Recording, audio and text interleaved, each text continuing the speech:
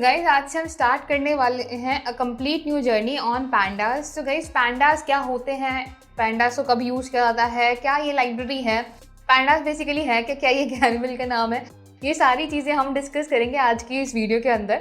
सबसे पहले मैं अगर यहाँ पे बात करूँ कि पैंडास क्या होता है, तो pandas is another library for data analysis. जैसे कि हमारे पास नमपाई थी, नमपाई का यूज़ हमने देखा कि नमपाई हम यूज़ करते हैं साइंटिफिक एंड मैथमेटिकल कैलकुलेशंस के अंदर। अब वहीं एट द सेम टाइम अगर आपको डेटा को मैनिपुलेट करना है, डेटा को ट्रांसफॉर्म करना है, जैसे कि हम एक्सेल के अंदर देखते हैं या किसी के भी अंदर हमारे पास डेटा होता है, उस डेटा से हमें कोई छोटा डेटा निकालना है, उस डेटा की समरी निकालनी है। कोई भी अगर हमारे पास डेटा है, जैसे कि टोटल सेल्स का डेटा है, तो टोटल सेल्स का सम निकालना है। तो ऐसी काफ़ी सारी चीज़ें हैं जो कि पैंडास हमें ऑफर करते हैं, इसलिए हम पैंडास का यूज़ करते हैं। तो पैंडास का यहाँ पे फुल फॉर्म भी एनिमल के पीछे नहीं है, बट इसका नाम होता है पैनल डेटा। सो पैनल डेटा यहाँ पे हम बोल सकते हैं, या फिर पाइथन डेटा एनालिसिस भी इसको हम बोल सकते हैं। 2008 में इसको क्रिएट किया गया था बाय वेस मैककिनी। ठीक है, इसमें हम सारा डेटा की एनालाइजिंग, क्लीनिंग, एक्सप्लोरिंग, मैनिपुलेशन, कि आपको अगर आपके डेटा को समझना हो, उसमें से नल वैल्यूज़ को हटाना हो, डुप्लीकेट वैल्यूज़ को हटाना हो, इन सारी चीज़ों के लिए हम पैंडास का यूज़ करेंगे। पैंडास की एप्लीकेशंस की अगर मैं यहाँ पे बात करूँ तो आप इजीली मिसिंग डेटा को हैंडल कर सकते हो with the help of pandas. जैसे आपके पास कहीं पे भी मिसिंग डेटा है, उसके अंदर आपको कोई भी वैल्यूज़ फिल करानी है, तो उसको आप फिल करा सकते हो यूजिंग पैंडास। उनको डिलीट करना है तो भी आप पैंडास यूज़ कर सकते हो। ठीक है, तो ऐसी काफ़ी सारी चीज़ें हैं जो कि पैंडास ऑफर करता है, जैसे कि साइज म्यूटेबिलिटी, यानी कि अगर आपको कोई भी नया कॉलम इंसर्ट करना है, डिलीट करना है, तो उसके लिए भी आप पैंडास का यूज़ कर सकते हो। Automatic and explicit data alignment, यानी कि हम easily rows and columns create कर सकते हैं और वहाँ पे अलाइनमेंट हमारे अकॉर्डिंग भी सेट कर सकते हैं, या फिर ऑटोमेटिकली भी हम सेट किया जा सकता है। यानी कि पैंडास में जब हम कोई डेटा भेजेंगे तो वो ऑटोमेटिकली रोज एंड कॉलम्स में स्टोर हो जाता है, और अगर हमें खुद से कराना है तो वो भी यहाँ पे पॉसिबल होता है। कुछ और पैंडास की एप्लीकेशंस की अगर मैं बात करूँ तो ऑटोमेटिकली अलाइन द डेटा, जैसे कि हमने बात किया। Powerful flexible group by functionality, जैसे कि अगर कभी आपने एक्सेल के अंदर सुना हो तो एक्सेल के अंदर हमारे पास पिवट टेबल्स होती हैं, वैसे ही यहाँ पे हमारे पास ग्रुप बाय होगा, जिससे कि हम डेटा की समरी निकाल सकते हैं। तो उसके लिए हम यहाँ पे ग्रुप बाय का यूज़ करते हैं। नेक्स्ट है इंटेलिजेंट लेबल बेस्ड स्लाइसिंग, यानी कि लेबल्स के बेसिस पे हम यहाँ पे स्लाइसिंग कर सकते हैं, फैंसी इंडेक्सिंग कर सकते हैं। And subsetting of large data set, यानी कि एक बड़े डेटा सेट से हमें कोई छोटा डेटा सेट निकालना हो तो उसके लिए भी हम पैंडास का यूज़ करेंगे। तो इन शॉर्ट अगर मैं यहाँ पे इन सारे टॉपिक्स की बात करूँ तो इन शॉर्ट अगर आपको जहाँ पे भी डेटा के साथ वर्क करना है, डेटा के अंदर ट्रांसफॉर्मेशन करने हैं, डेटा टाइप चेंज करना है, उसके अंदर से कोई छोटा पार्ट निकालना है, कोई भी चीज़ जो आपको डेटा के ऊपर करवानी है, उसके लिए हम पैंडास का यूज़ करेंगे। और कोई भी चीज़ जो कि आपको डेटा के ऊपर करवानी है उसके लिए हम पैंडास का यूज़ करेंगे। और उन कॉलम्स पे अगर आपको फंक्शंस लगाने हैं, कोई भी न्यूमेरिक फंक्शंस या साइंटिफिक कैलकुलेशन करनी है, तो नमपाई का। लास्टली इसको प्लॉट करेंगे विद मैटप्लॉटलिब एंड सीबॉर्न, जो कि हम आगे आने वाली लाइब्रेरीज के अंदर देखेंगे। सो ये थे हमारे पास पैंडास। अब पैंडास की अगर मैं बात करूँ तो पैंडास के यहाँ पे जैसे नमपाई का एनडी एरे होता है, वैसे पैंडास के भी यहाँ पे खुद के डेटा टाइप या डेटा स्ट्रक्चर्स हम इसको बोल लेते हैं। Data structure would be a right word here, कि डेटा स्ट्रक्चर्स होते हैं। दो डेटा स्ट्रक्चर्स होते हैं बेसिकली, एक सीरीज होता है, दूसरा डेटा फ्रेम। सीरीज का मतलब सिंगुलर एक कॉलम का डेटा, तो अगर आपको कभी भी एक कॉलम का डेटा दिख जाए तो वहाँ पे वो सीरीज कहलाता है। और ऐसी ही मल्टीपल कॉलम्स को हम डेटा फ्रेम बोलते हैं। तो ये हमारे पास सीरीज एंड डेटा फ्रेम होती है। आप जो फंक्शन सीरीज पे लगा सकते हो वही सिमिलर फंक्शन डेटा फ्रेम पे भी लगा सकते हो। हम इन डेप्थ बात करने वाले हैं डेटा फ्रेम्स के बारे में। रीजन बीइंग कि डेटा फ्रेम जब भी आप कोई भी आप एक्सेल की शीट देखोगे, आप कभी नहीं देखोगे कि एक कॉलम सिंगल कॉलम के अंदर डेटा है, बल्कि आप देखोगे कि मल्टीपल कॉलम्स के अंदर बहुत सारी रोज के अंदर हमारे पास डेटा होता है। तो सीरीज का मतलब हुआ कि हमारे पास सिंगल कॉलम में मल्टीपल रोज हैं, बट यहाँ पे डेटा फ्रेम का मतलब हुआ कि हमारे पास मल्टीपल रोज तो हैं बट मल्टीपल कॉलम्स भी हैं। तो ये हमारे पास डेटा फ्रेम्स होती हैं। अब सीरीज की भी मैं अगर यहाँ पे बात करूँ तो series is nothing but it is a one dimensional labelled array capable of holding data of any type. यहाँ पे किसी भी टाइप का डेटा हो सकता है। वन डायमेंशनल लेबल्ड एरे का मतलब कि एक ही कॉलम इसके अंदर होगा, ठीक है, जिसके अंदर आप integer, string, float, Python object कुछ भी हो सकते हैं। The axis labels are collectively called index. इसके जो लेबल्स होते हैं, इसके जो एक्सेस के लेबल्स होते हैं उनको इंडेक्स बोला जाता है। Python series is nothing but a column in an Excel sheet. Column का मतलब single column in an Excel sheet. The object supports both integer and label based indexing, यानी कि आप इसकी जो इंडेक्सिंग है उसमें आप इंटीजर्स भी भेज सकते हैं एंड अगर आप चाहें तो यहाँ पे लेबल्स भी भेज सकते हैं। And provides a host of methods for performing operations involving the index. और काफ़ी सारे मेथड्स आप इसके इंडेक्सिंग से रिलेटेड प्रोवाइड कर सकते हो। सिमिलरली हमारे पास आता है डेटा फ्रेम्स जिस पे हम एक्सटेंसिवली वर्क करने वाले हैं। डेटा फ्रेम हमारे पास पूरे डेटा का यहाँ पे होता है, जिसके अंदर हमारे पास मल्टीपल रोज एंड कॉलम्स होते हैं। तो ये 2 डायमेंशनल डेटा होता है बेसिकली। जैसे हमारे टेबल्स के अंदर डेटा होता है, जो भी टेबुलर स्ट्रक्चर के अंदर हमारे पास डेटा होता है उसे हम 2D डेटा बोलते हैं, और वैसा ही डेटा हमें देखने को मिलेगा डेटा फ्रेम्स के अंदर। तो जब भी हमें बहुत सारे कॉलम्स एंड रोज के साथ वर्क करना है, या फिर एक से ज़्यादा कितने ही कॉलम्स के साथ वर्क करना हो, 2 कॉलम्स 3 कॉलम्स, हमारे पास ऐसा डेटा है जिसमें 3-4 कॉलम्स हैं, तो उस केस में हम डेटा फ्रेम्स का यूज़ करने वाले हैं। इसके अंदर हमारे पास 3 प्रिंसिपल कंपोनेंट्स होते हैं। एक तो हमारा डेटा होता है, दूसरी हमारी रोज, और तीसरे हमारे कॉलम्स। तो 3 चीज़ें यहाँ पे मेन होती हैं। इसको क्रिएट करने के भी बहुत सारे तरीके होते हैं। आप चाहे इसको CSV फाइल से इंपोर्ट करा सकते हो, एक्सेल फाइल से आप इंपोर्ट करा सकते हो, SQL से आप डेटा फ्रेम क्रिएट कर सकते हो, SQL डेटा से। और डेटा फ्रेम नाम का हमारे पास फंक्शन होता है, जिसके अंदर अगर हम हमारा डेटा पास कर दें, चाहे वो डिक्शनरी के फॉर्मेट में हो, चाहे वो लिस्ट के फॉर्मेट में हो, वो भी हम यहाँ पे भेज सकते हैं अगर हमें यहाँ पे डेटा फ्रेम बनाना हो। तो डेटा फ्रेम बनाने के तरीके हम जानेंगे आगे आने वाले सेशन के अंदर। पैंडास क्या होते हैं, पैंडास के अंदर डिफरेंट डेटा स्ट्रक्चर्स कौन से होते हैं, जैसे कि स्केलर डेटा होता है, सीरीज होती हैं, डेटा फ्रेम्स होते हैं, और हम वर्क करते हैं सीरीज एंड डेटा फ्रेम्स के ऊपर। अब सीरीज हमारा single column type data type है कि अगर एक ही कॉलम पे अगर हमें काम करना है तो वहाँ पे हम सीरीज का यूज़ करते हैं, जहाँ हमारे पास मल्टीपल कॉलम्स हो जाते हैं, यानी कि 2D डेटा होता है हमारे पास, वहाँ पे हम डेटा फ्रेम्स का यूज़ करते हैं। तो जहाँ पे भी हम डेटा एनालिटिक्स के अंदर डेटा देखेंगे, वहाँ पे हमें 2D ही डेटा देखने को मिलेगा। और इन केस कभी आपको सिंगल कॉलम डेटा मिल भी जाए तो आप सेम डेटा फ्रेम के फंक्शंस लगा सकते हैं उस कॉलम के ऊपर भी। अब अगर मैं यहाँ पे बात करूँ कि डेटा फ्रेम्स, तो हमने समझ लिया कि डेटा फ्रेम के अंदर 2D डेटा होता है, बट ये 2D डेटा अब दिखता कैसा है, कैसे इसे क्रिएट किया जा सकता है, या फिर अगर हमारे पास कोई CSV या एक्सेल फाइल है जिसे हम पैंडास के अंदर इंपोर्ट करना चाहते हैं, तो वो हम कैसे इंपोर्ट कर सकते हैं, जानेंगे आज के सेशन के अंदर। तो चलिए शुरू करते हैं। सबसे पहले अगर मैं यहाँ पे बात करूँ तो मुझे यहाँ पे कमांड प्रॉम्प्ट में चलना होगा, CMD में चलते हैं और इंस्टॉल करते हैं पैंडास को। पैंडास को इंस्टॉल करने के लिए हम यहाँ पे करेंगे इंपोर्ट नहीं बल्कि पिप इंस्टॉल पैंडास। इसे हम एंटर प्रेस करते हैं।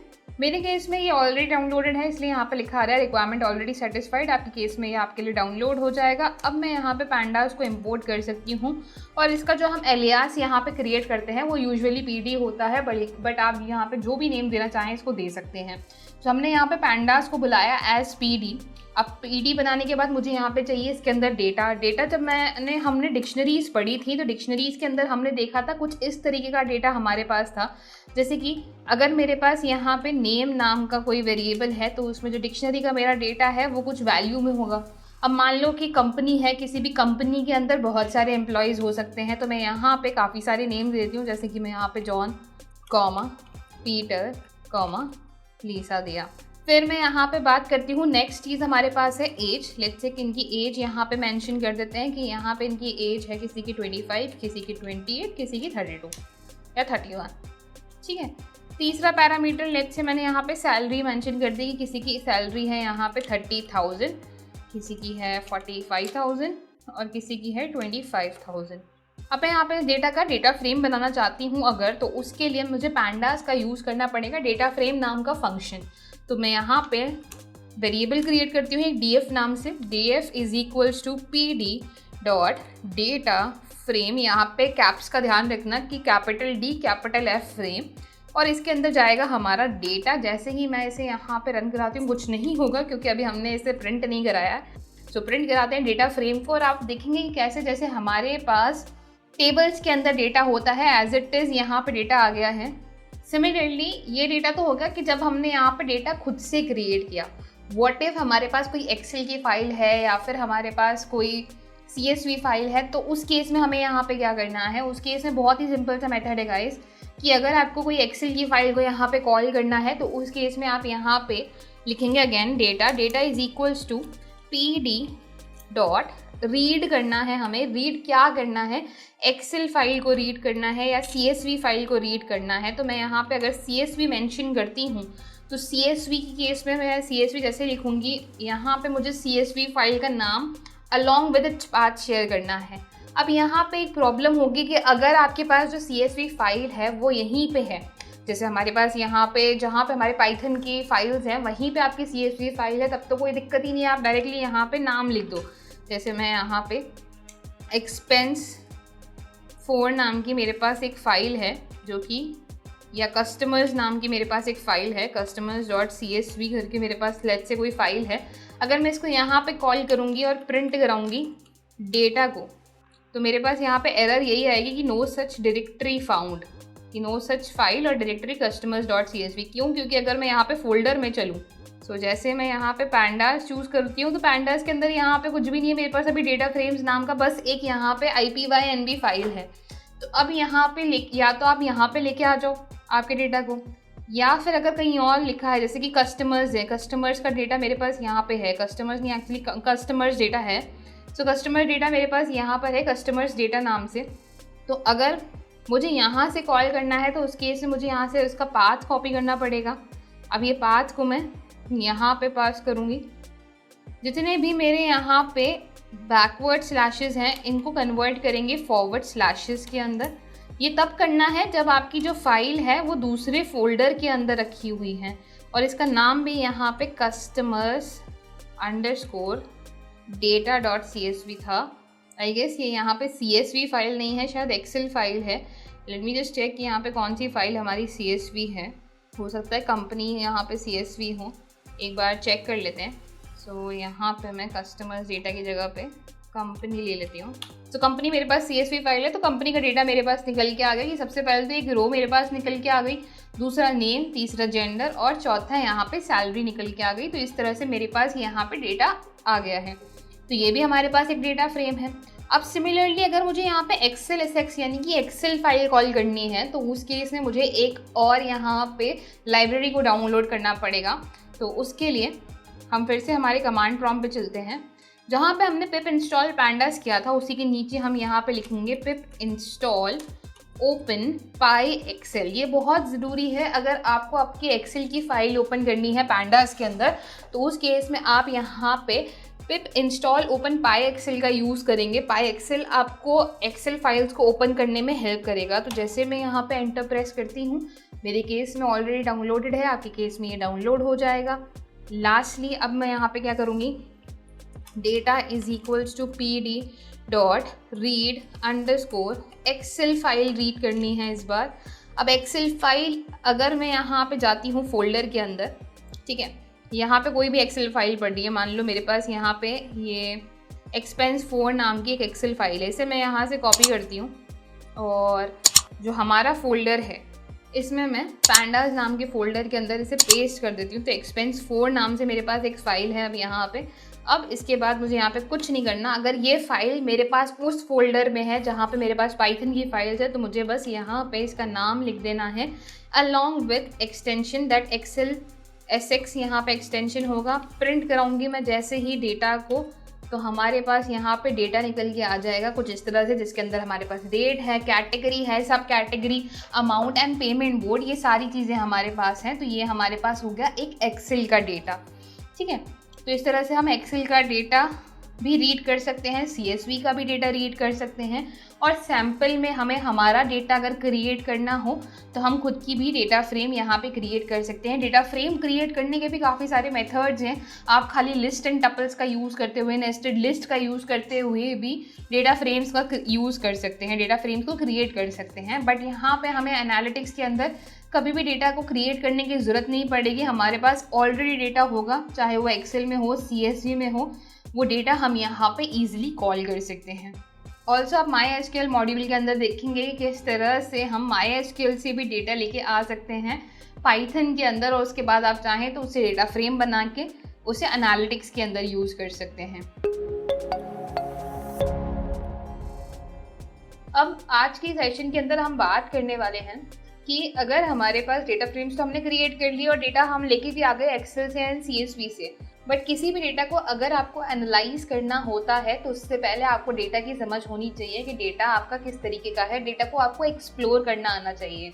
तो डेटा को एक्सप्लोर करने से हमें ये पता चलता है कि उसके अंदर कितनी सारी नल वैल्यूज़ है, डेटा के अंदर कौन कौन सी न्यूमेरिकल कॉलम्स है, कितनी नॉट नल वैल्यूज़ हैं, डेटा के अंदर बेसिक चीज़ें, किसी भी रोज के काउंट्स कितने हैं, उनकी कॉलम्स कितनी सारी हैं, किस तरीके का डेटा उसके अंदर है, उसका डेटा टाइप यहाँ पे क्या है। तो इन चीज़ों को समझ के ही हम आगे डेटा के ऊपर एनालिसिस कर सकते हैं कि पहले हमें यहाँ पे हमारे रोज एंड कॉलम समझ में आने चाहिए। तो उसके लिए हम डेटा को करते हैं एक्सप्लोर, और एक्सप्लोर करने के लिए हमारे पास यहाँ पे काफ़ी सारे फंक्शंस हैं जिनका हम यूज़ कर सकते हैं। कौन कौन से ये फंक्शंस हैं, कैसे इनका यूज़ किया जा सकता है वो देखते हैं। जैसे कि अगर मैं यहाँ पे इंपोर्ट करूँ पैंडास को एज PD, वंस हमने ये इंपोर्ट कर लिया, उसके बाद हम यहाँ पे डेटा लेके आते हैं। That data is equals to PD.read_ Excel file. वही एक्सेल फाइल मैं यहाँ पे कॉल कर रही हूँ जो मैंने यहाँ पे एक्सपेंस 4 में दे रखी है। लास्ट सेशन में भी मैंने यहाँ पे इसी का एग्जाम्पल लिया था। एक्सेल S6 में मैं यहाँ पे इसे पास करती हूँ और प्रिंट कराते हैं इस डेटा को। डेटा को जैसे ही मैं प्रिंट कराऊंगी तो मेरा डेटा यहाँ पे कुछ इस तरीके का दिखेगा। अब ये तो चलो मान लो यहाँ पे एक छोटा सा डेटा है जिसके अंदर 28 रोज हैं। अगर यही मेरे पास कोई बड़ा डेटा होता तो फिर उस केस में हमारे पास यहाँ पे क्या होता कि अगर मान लो कि मैं यहाँ पे मेरे पास एक फोल्डर है, इसमें मैं डेस्कटॉप पे चलती हूँ एंड यहाँ से मैं कॉल कर रही हूँ इसे, इसकी कॉपी मैं बनाती हूँ। वापस डेस्कटॉप पे चलते हैं, हमारे कोर्स में हम चलते हैं, पैंडास वाली फाइल के अंदर चलते हैं। यहाँ पे मैं एक एम्प्लॉय सैम्पल डेटा नाम का एक एक्सेल S6 फाइल ओपन कर रही हूँ। सो अगर मैं यहाँ पे एम्प्लॉय सैम्पल डेटा पास कर दूँ तो अब आप नोटिस करोगे कि यहाँ पे तो कितनी रोज हैं, 1000 रोज एंड कॉलम्स हैं। नीचे की तरफ हमारे पास लिखा हुआ भी आ रहा है कि 1000 रोज एंड 14 कॉलम्स। तो हमारे पास ये तो वैल्यू आ गई कि 0 से लेके 1000 तक की हमारे पास यहाँ पे 0 से 999 इंडेक्स हमारे पास होगा, तो 1000 वैल्यूज़ तो आ गई। पर ये 1000 वैल्यूज़ पूरी तो दिखाएगा नहीं, क्योंकि ऑब्वियसली ये एक्सेल नहीं है, ये है हमारे पास पाइथन है। ये हमें जितना हम डेटा बोलेंगे उतना ही दिखाता है। और अगर बहुत सारा डेटा यहाँ पे होता है तो उस केस में यहाँ पे स्टार्टिंग का 5 और लास्ट का 5 डेटा हमें दिखा देगा।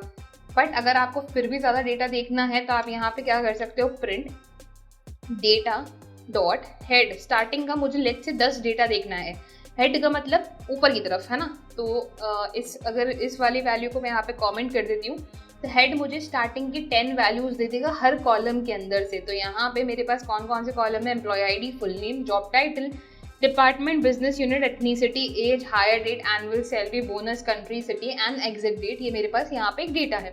अब सिमिलरली अगर हेड है तो नीचे हमारे पास यहाँ पे नीचे के डेटा के लिए होगा डेटा डॉट टेल। एंड इसमें अगर मैं 10 पास कर दूंगी तो नीचे से मेरे को 10 डेटा मिल जाएगा, कि यानी कि 990 से 999 तक का मेरे पास यहाँ पे डेटा निकल के आ जाएगा। सो इसकी जो डिफ़ॉल्ट वैल्यू होती है, अगर हेड के अंदर मैं कुछ पास नहीं करती हूँ और टेल में भी मैं कुछ पास नहीं करती हूँ तो ये ऑटोमेटिकली मुझे 5 वैल्यूज़ दे देगा। तो डिफ़ॉल्ट इसकी 5 वैल्यूज़ होती है। देन आप अपने अकॉर्डिंग यहाँ पे इसे इंक्रीज़ या डिक्रीज़ कर सकते हैं।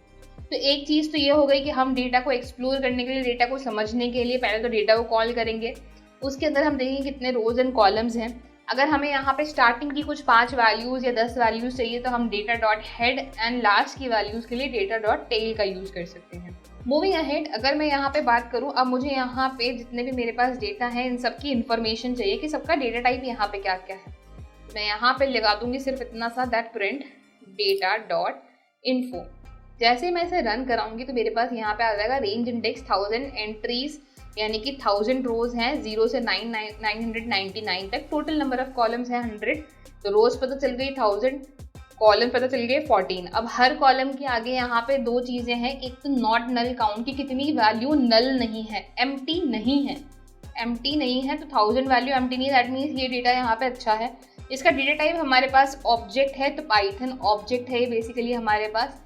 इंटीजर 64, यहाँ पे इंटीजर 60 फॉर्म, हायर डेट के अंदर हमारे पास डेट टाइम दिया हुआ है, और बाकी बोनस के अंदर हमारे पास फ्लोट के अंदर वैल्यूज़ हैं। तो हमें यहाँ पे डेटा टाइप्स पता चल गए कि अलग अलग डिफरेंट डेटा टाइप्स जो कि इसके अंदर यूज़ हो रखे हैं वो है डेट टाइम, फ्लोट, इंटीजर और ऑब्जेक्ट। और डेट टाइम वाले 2 कॉलम हैं, फ्लोट वाला 1 कॉलम है, इंटीजर वाले 2 कॉलम है एंड ऑब्जेक्ट वाले 9 कॉलम है। मेमोरी यूसेज कितना हुआ है 109.5 KB कुछ हमारे पास यहाँ पे है। ठीक है, तो इस तरह से हमारे पास यहाँ पे डेटा निकल के आ गया, इसकी इन्फॉर्मेशन निकल के आ गई। तो ये हमें कौन देता है, डेटा डॉट इन्फो। किसी भी डेटा, कोई सा भी डेटा अगर आपके पास हो उसके ऊपर अगर आप डॉट इन्फो नाम का फंक्शन लगाते हो तो वो आपके पास ऐसी कुछ इन्फॉर्मेशन ला के दे देगा। सिमिलरली हमारे पास होता है डेटा डॉट डिस्क्राइब। इसे मैं यहाँ पे रन करूँगी तो डेटा डॉट डिस्क्राइब जितनी भी मेरे पास न्यूमेरिकल वैल्यूज़ थी, यानी कि 3 कॉलम्स थे, 2 इंटीजर के और 1 फ्लोट का, इन तीनों के यहाँ पे मेरे पास कुछ वैल्यूज़ आ गई हैं, जैसे कि काउंट, मीन, स्टैंडर्ड डेविएशन, कि आपस में मीन वैल्यूज से ये वैल्यूज़ कितनी दूर हैं, मिनिमम वैल्यू इन सब के अंदर कितनी है, मैक्सिमम कितनी है, और ये हमारे पास यहाँ पे परसेंटाइल्स है। यानी कि अगर मैं बोलूँ इस डेटा को, अगर मुझे यहाँ पे बोल के एक्सप्लेन करना हो तो मैं कुछ इस तरह से बोलूँगी कि 25% पूरी कंपनी के अंदर 25% लोगों, तो इस डेटा को मैं बोल के इस तरह से एक्सप्लेन करूँगी कि पूरी कंपनी के अंदर 25% लोगों की एज 35 से कम है। अगर पूरे यहाँ पे मैं बोलूँ तो 50% लोगों की एज 45 से कम है पूरी कंपनी के अंदर, और 75% लोगों की एज 54 से कम है पूरी कंपनी के अंदर। तो इस तरह से ये हमारे पास परसेंटाइल्स होती हैं। तो ये हमारे पास यहाँ पे निकल के आ गया। सिमिलरली मैक्सिमम वैल्यू हर डेटा की। तो ये क्या कर रहे हैं, अभी हम सिर्फ डेटा को समझ रहे हैं कि मिनिमम वैल्यू क्या है, मैक्सिमम क्या है, स्टैंडर्ड डेविएशन क्या हो गया, मीन क्या हो गया, काउंट कितना निकल के आ रहा है न्यूमरिक वैल्यूज़ का। अब न्यूमरिक वैल्यूज़ का काउंट यहाँ पे पूरा होना ज़रूरी है, अदरवाइज उनकी वैल्यूज़ को हमें हैंडल करना पड़ता है। ठीक है, तो हमारे पास तीनों के अंदर हजार काउंट है, दैट मीन्स नल वैल्यूज़ नहीं है। अच्छा, हमने ये तो यहाँ पे देख लिया था कि नॉट नल कितनी है, कि जो वैल्यू नल नहीं है। अगर ये देखना हो नल कितनी है, यानी कि खाली वैल्यूज़ कितनी है, तो उसके लिए यहाँ पे बहुत ही सिंपल सा मेथड होता है कि print data frame dot is null. अगर मैं इज नल लगा दूंगी तो मेरे पास एक्चुअली डेटा फ्रेम नहीं बल्कि डेटा डॉट इज नल लगा दूंगी तो सब जगह मेरे पास ट्रू फॉल्स ही आ जाएगा, कि कहाँ जहाँ पे मेरे पास नल वैल्यूज़ है वहाँ ट्रू आ जाएगा। अब इससे भी मेरे पास कोई सेंस नहीं है पूरे डेटा पे ये लगाने का, तो मैं यहाँ पे लगाऊंगी is null dot sum. Is null dot sum मुझे यहाँ क्या कर देंगे कि कॉलम वाइज मुझे नल वैल्यूज़ का काउंट ला के दे देंगे कि फुल नेम में कोई नल वैल्यूज़ नहीं है, एम्प्लॉय आईडी में नहीं है, कहीं पे भी नहीं है सिवाय एग्जिट डेट के। और एग्जिट डेट पे सेंस बनता भी है। एग्जिट डेट का मतलब कि किसी एम्प्लॉय ने अगर छोड़ दी कंपनी, तो सिर्फ 85 ही ऐसे एम्प्लॉयज़ हैं जिन्होंने छोड़ दिए कंपनी, बाकी सारे तो एम्प्लॉयज़ हैं ही सही, तो उसके अंदर तो नल वैल्यूज़ ऑब्वियसली जाएगी। तो ये हमारे पास यहाँ पे क्या हो गई, नल वैल्यूज़ हो गई, कि कितनी नल वैल्यूज़ है हमारे डेटा के अंदर। ये अगर हमें जानना है तो हम इस नल का यूज़ करते हैं। सो गाइज, ये कुछ बेसिक फंक्शंस थे जिसके हेल्प से हम डेटा को एक्सप्लोर कर सकते हैं। अगर हमारे डेटा को हमें समझना है, जैसे कि हेड दे के देखना है सारे कॉलम्स सारे रोज़, तो हम स्टार्टिंग में हेड दे सकते हैं और उनके अंदर के डेटा को समझ सकते हैं। उसके अलावा हम डेटा डॉट इन्फो का यूज़ करते हुए कॉलम के डेटा टाइप्स, कितने रोज़ हैं, कितनी कॉलम्स हैं, इन सब के बारे में जान सकते हैं। कौन कौन से अलग अलग डेटा टाइप्स हैं और डेटा टाइप्स के अंदर कितने कितने कॉलम्स हैं। जैसे डेट टाइप में 2 कॉलम है, फ्लोट में 1 है, इंटीजर में 2 है और ऑब्जेक्ट के 9 कॉलम्स है। डिस्क्राइब का यूज़ करते हुए जितनी भी न्यूमेरिकल कॉलम्स हैं, ऑटोमेटिकली डिस्क्राइब यहाँ पे क्या करेगा, जितने भी आपके न्यूमेरिकल कॉलम्स हैं उनको फाइंड करेगा और उनके ऊपर डिफरेंट फंक्शंस परफॉर्म करेगा, ताकि आप यहाँ पे एक बार अपने डेटा को समझ पाएँ। Lastly data dot is null dot sum हमें यहाँ पे बताता है कि कितनी नल वैल्यूज़ हैं हमारे डेटा के अंदर। फिलहाल इस डेटा के अंदर सिर्फ हमारे पास यहीं पे नल वैल्यूज़ है एग्जिट डेट के अंदर, इसलिए इसने इसका अकाउंट यहाँ पे निकाल के दे दिया। आज के इस सेशन में हम बात करने वाले हैं कि अगर हमारे पास डेटा के अंदर डुप्लीकेट वैल्यूज़ हैं तो उन्हें कैसे हैंडल किया जाए। तो गाइस, डुप्लीकेट वैल्यूज़ के लिए सबसे पहले हमें डुप्लीकेट्स आइडेंटिफाई करने ज़रूरी हैं। तो चलिए यहाँ पे सबसे पहले मैं एक डेटा ले आती हूँ। डेटा को लाने के लिए सबसे पहले इंपोर्ट करना है pandas को एज pd। वंस आपने डेटा इंपोर्ट कर ली लाइब्रेरी, उसके बाद चाहिए हमें data is equals to pd dot read करनी है मुझे एक्सेल फाइल का नाम है यहाँ पे लेट्स से company1, जो कि मेरे पास इसी फोल्डर के अंदर लिखी है, .xlsx। प्रिंट कराऊंगी अगर मैं इस डेटा को यहाँ पे, तो आप नोटिस करेंगे हमारे पास इस नाम की कोई फाइल नहीं है। एक बार चेक करते हैं।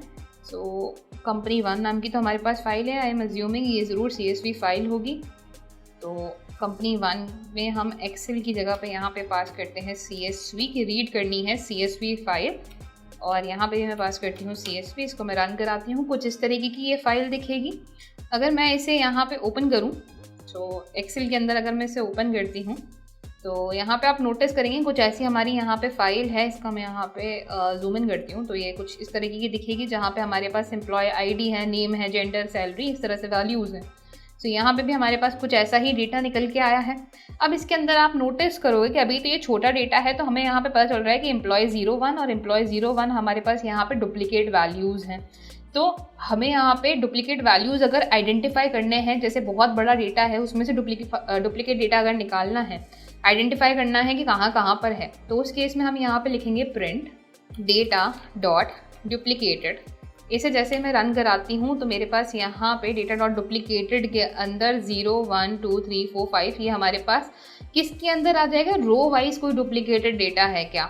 लेट्स से डेटा के अंदर एम्प्लॉय आईडी, तो हमारे पास यहाँ पे ट्रू निकल के आ रहा है कि यहाँ पे हमारे पास डुप्लीकेट वैल्यूज़ हैं, तो यहाँ पे ट्रू पता चल रहा है।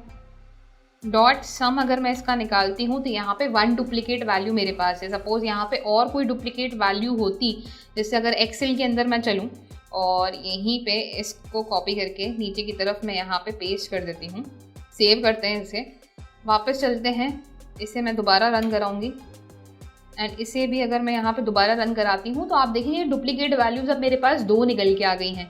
यानी कि डेटा के एम्प्लॉय आईडी पे अगर मैंने डुप्लीकेटेड का डॉट सम लगाया है तो मेरे पास यहाँ पे नंबर ऑफ डुप्लीकेट वैल्यूज निकल के आ गई।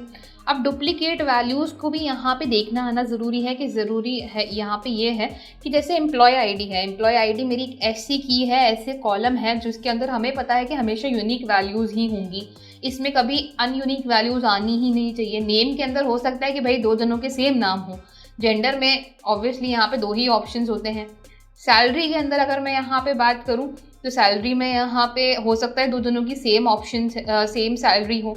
तो यही हमारे पास यहाँ पे है कि अगर हमें डुप्लीकेट निकालने भी हैं तो हम कभी भी नेम के अंदर से, जेंडर में से, सैलरी में से ना निकाल के, जो भी हमें पता है कि हमारा ऐसा कॉलम है जिसके अंदर सिर्फ यूनिक वैल्यूज़ ही आनी चाहिए, जैसे कि एम्प्लॉय आईडी हो गया, अगर कहीं पे ऑर्डर्स का डेटा होता तो ऑर्डर आईडी हो जाता, कस्टमर्स का डेटा है तो कस्टमर आईडी हो जाता, जो कि एक ही बार आती है आपके कॉलम के अंदर, वही उसी के बेसिस पे हम डुप्लीकेटेड को चेक करेंगे।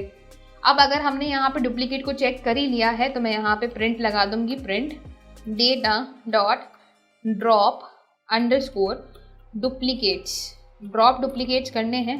जैसे ही मैं से यहाँ पे रन कराऊंगी ड्रॉप डुप्लीकेट्स, जैसे मैं से यहाँ पे रन कराती हूँ आप देखेंगे 0 1 2 3 4 5 हमारे पास यहाँ पे इंडेक्सेस हैं।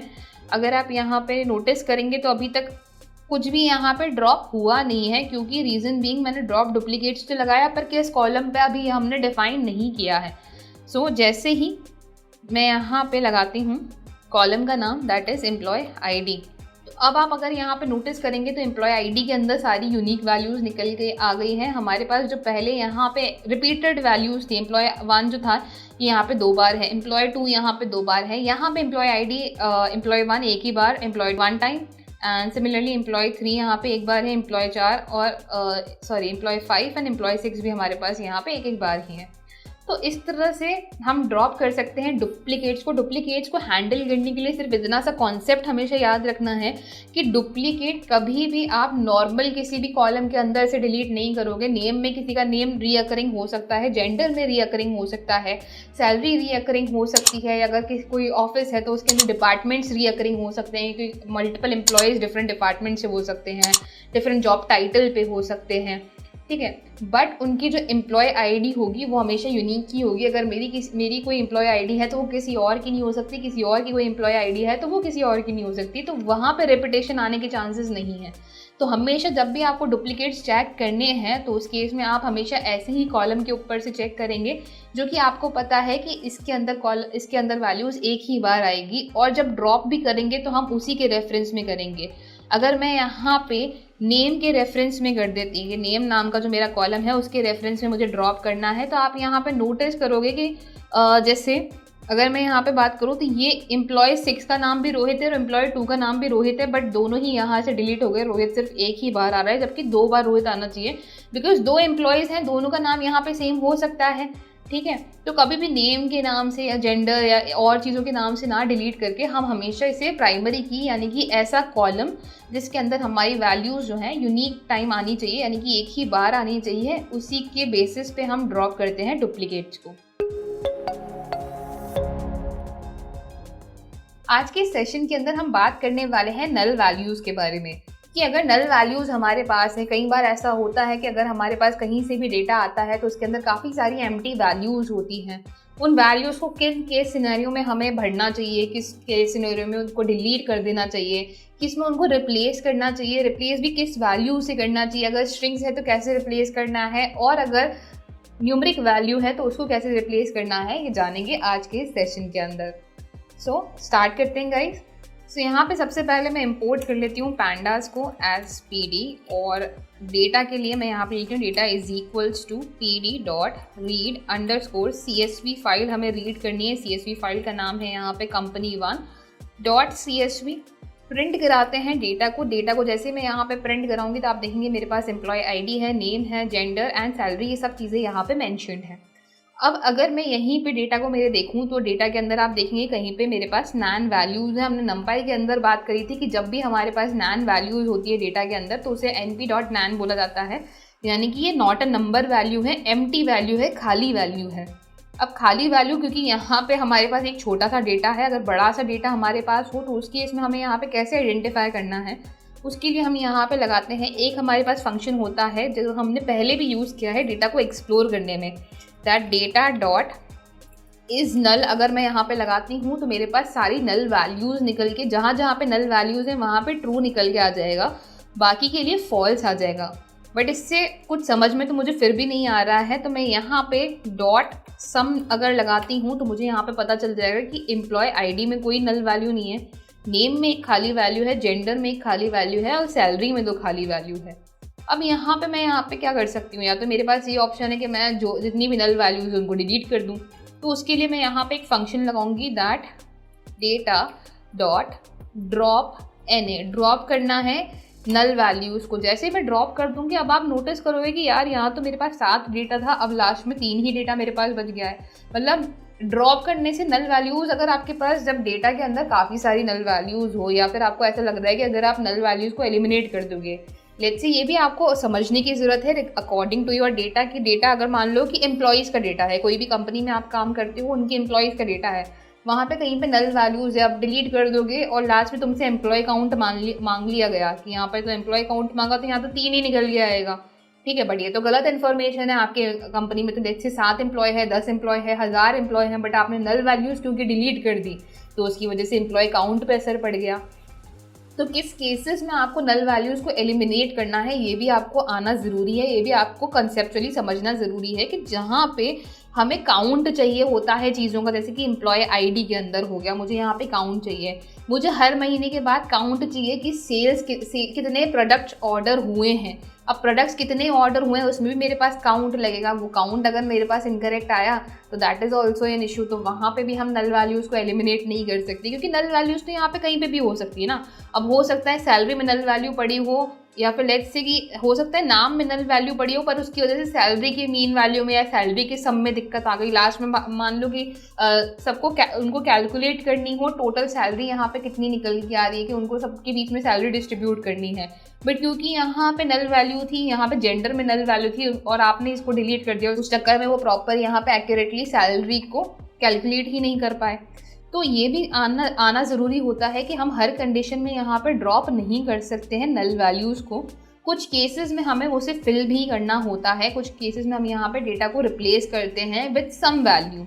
अब रिप्लेस की अगर मैं यहाँ पे बात करूँ, जब मैं रिप्लेस बोल रही हूँ तो जैसे ही मैं अगर यहाँ पे प्रिंट कराती हूँ इस डेटा को, हमारा डेटा कुछ इस तरीके का दिखता है। अब मैं बोलूँ कि यार मेरे को तो ना जितनी जहाँ पे भी नल वैल्यूज़ हैं, नैन वैल्यूज़ हैं, वहाँ पे कुछ भरना है। क्या भरना है, लेट्स से मैं यहाँ पे लेती हूँ प्रिंट डेटा में मुझे रिप्लेस करना है। क्या रिप्लेस करना है, पहले तो कि मुझे np.nan, नैन को हम np.nan बोलते हैं और np यहाँ पे डिफाइंड भी नहीं होगा, तो मैं यहाँ पे एक बार इंपोर्ट भी कर लेती हूँ numpy को, set import numpy as np, that मुझे np.nan मेरे पास है। इसमें मुझे क्या रिप्लेस करना है, इसे मुझे लेट्स से हाई से रिप्लेस करना है। जस्ट मैं एग्जांपल के तौर पे अभी यहाँ पे ले रही हूँ। जैसे मैं इसे रन कराऊंगी, जहाँ पे नैन वैल्यूज़ थी वहाँ हाई लिखा हुआ आ गया। चलो हाई भी नहीं बोले तो यहाँ पे लेट्स से सैलरी के चक्कर में 30,000 लिखना था, तो यहाँ पे ये भी गलत हो गया कि यहाँ तो 30,000, चलो फिर भी ठीक है, एक बार को काम चला सकते हैं। जेंडर में 30,000 क्या कर रहा है और नेम में 30,000 क्या कर रहा है, तो उसके लिए रिप्लेस में भी हमारे पास एक ऑप्शन है कि आप यहाँ पे क्या कर सकते हो, प्रिंट, या फिर डायरेक्टली आप यहाँ पे दे सकते हो कि डेटा का जो हमारा लेट्स से सैलरी वाला कॉलम है, ठीक है, उसके अंदर हम यहाँ पे चाहते हैं कि डेटा की सैलरी वाले कॉलम में डॉट रिप्लेस हो जाए। क्या रिप्लेस हो जाए, np.nan रिप्लेस हो जाए, किस वैल्यू से, लेट्स से 30,000 से रिप्लेस हो जाए। अब अगर मैं यहाँ पे प्रिंट कराऊंगी इसी डेटा को वापस, तो आप नोटिस करेंगे कि और जगह ये नैन ही है बट सैलरी में ये 30,000 भर गया। अब भरने का तरीका भी यहाँ पे होता है कि आप यहाँ पे सबसे बेस्ट अप्रोच जो होती है वो होती है कि आप इसका यहाँ पे सैलरी पे नैन मीन निकाल लें, या नंपाई के केस में हम नैन मीन बोले तो नैन मीन निकाल लें। अगर जब हमारे पास नैन वैल्यूज़ ही हैं, जब यहाँ पे ऑलरेडी नैन वैल्यूज़ हैं और इसका जो मीन निकल के आ रहा है उसी वैल्यू से भर दें, तो उससे हमारे डेटा पे भी कोई इम्पैक्ट नहीं पड़ेगा, प्लस हमें यहाँ पे डिलीट नहीं करनी पड़ेगी चीज़ें, क्योंकि सैलरी में हो सकता है बहुत सारे जनों की सैलरी मेंशन्ड ना हो, तो उसकी वजह से अगर मैं डिलीट कर दूंगी तो यहाँ पे काफ़ी सारे इधर वाले डेटा पे इफेक्ट पड़ जाएगा। ठीक है, तो उस केस में हम यहाँ पे क्या कर सकते हैं, इसको सैलरी को फिल करा सकते हैं। सैलरी को फिल कराने के लिए आप मीन वैल्यू यहाँ पे निकाल सकते हो। मीन वैल्यू कैसे निकालनी है, सबसे पहले तो मैं यहाँ पे कंपनी का जो डेटा है ये वापस लेके आती हूँ। ठीक है, लास्ट हमने ये रिफ्रेश किया था। अभी अगर मैं यहाँ पे एक नया सेल ऐड करूँगी, अगर मैं यहाँ पे प्रिंट कराती हूँ इस डेटा को, तो डेटा मेरा कुछ ऐसा है। सैलरी का मीन निकालते हैं, दैट प्रिंट डेटा की जो हमारी सैलरी वाला कॉलम है उसी का डॉट मीन वैल्यू, तो मेरे पास यहाँ पे आ रहा है 24,400। अब मैं यहाँ पे क्या कर सकती हूँ, 24,400 से मैं इस वैल्यू को रिप्लेस कर सकती हूँ। उससे यहाँ पे फ़ायदा क्या हो जाएगा कि मेरे पास जो डेटा है उसमें कोई फ़र्क भी नहीं पड़ेगा, और मैंने यहाँ पे क्या कर दिया, डेटा में कोई चेंजेस ना लाते हुए नल वैल्यूज़ को भर दिया, ताकि अगर मुझे अब ड्रॉप करने की ज़रूरत है तो बहुत सारी वैल्यूज़ ड्रॉप ना हो, कुछ 4-5 ही वैल्यूज़ यहाँ पे या 10-15 ही वैल्यूज़ ड्रॉप हो, या फिर अगर हज़ारों में मेरी रोज़ हैं तो कुछ 200-300 रोज़ ही डिलीट हों। ठीक है, तो यहाँ पे हम क्या कर सकते हैं, सैलरी के अंदर हमने यहाँ पे इसको 24,400 से भर दिया मीन निकालने के बाद। तो अब यहाँ पे अगर फिर से मैं इसका मीन निकालती हूँ, जैसे अगर मैं यहाँ पे लिखती हूँ प्रिंट डेटा में सैलरी का डॉट मीन, तब भी मेरे पास यहाँ पे 24,400 ही आएगा। बट अगर ये 30,000 होता तो मेरा मीन चेंज हो जाता। तो यहाँ पे आपने क्या कर दिया कि डेटा को बिना चेंज किए हुए, डेटा के मीन को बिना चेंज किए हुए, डेटा को ज़्यादा ना छेड़ते हुए आपने यहाँ पे मीन वैल्यू भर दी, जिससे कि डेटा पे कोई फ़र्क भी नहीं पड़ा मीन निकालते वक्त, और कुछ वैल्यूज़ भी यहाँ पे फिल हो गई, ताकि अगर आपको चीज़ें डिलीट भी करनी पड़ी तो इनको तो डिलीट करने की ज़रूरत नहीं है। एक तो ये हमारा डेटा को हैंडल करने का पार्ट हो गया। सिमिलरली अगर अब मैं यहाँ पे बात करूँ कि भाई मुझे तो यहाँ पे जहाँ जहाँ पे नैन वैल्यूज़ हैं वहाँ पे फीमेल चाहिए, तो वो भी कोई करेक्ट अप्रोच नहीं है, क्योंकि नैन वैल्यूज में सब जगह एफ ही आ जाएगा, या नैन वैल्यूज में हर जगह मेल ही चाहिए, तो भी करेक्ट अप्रोच नहीं है।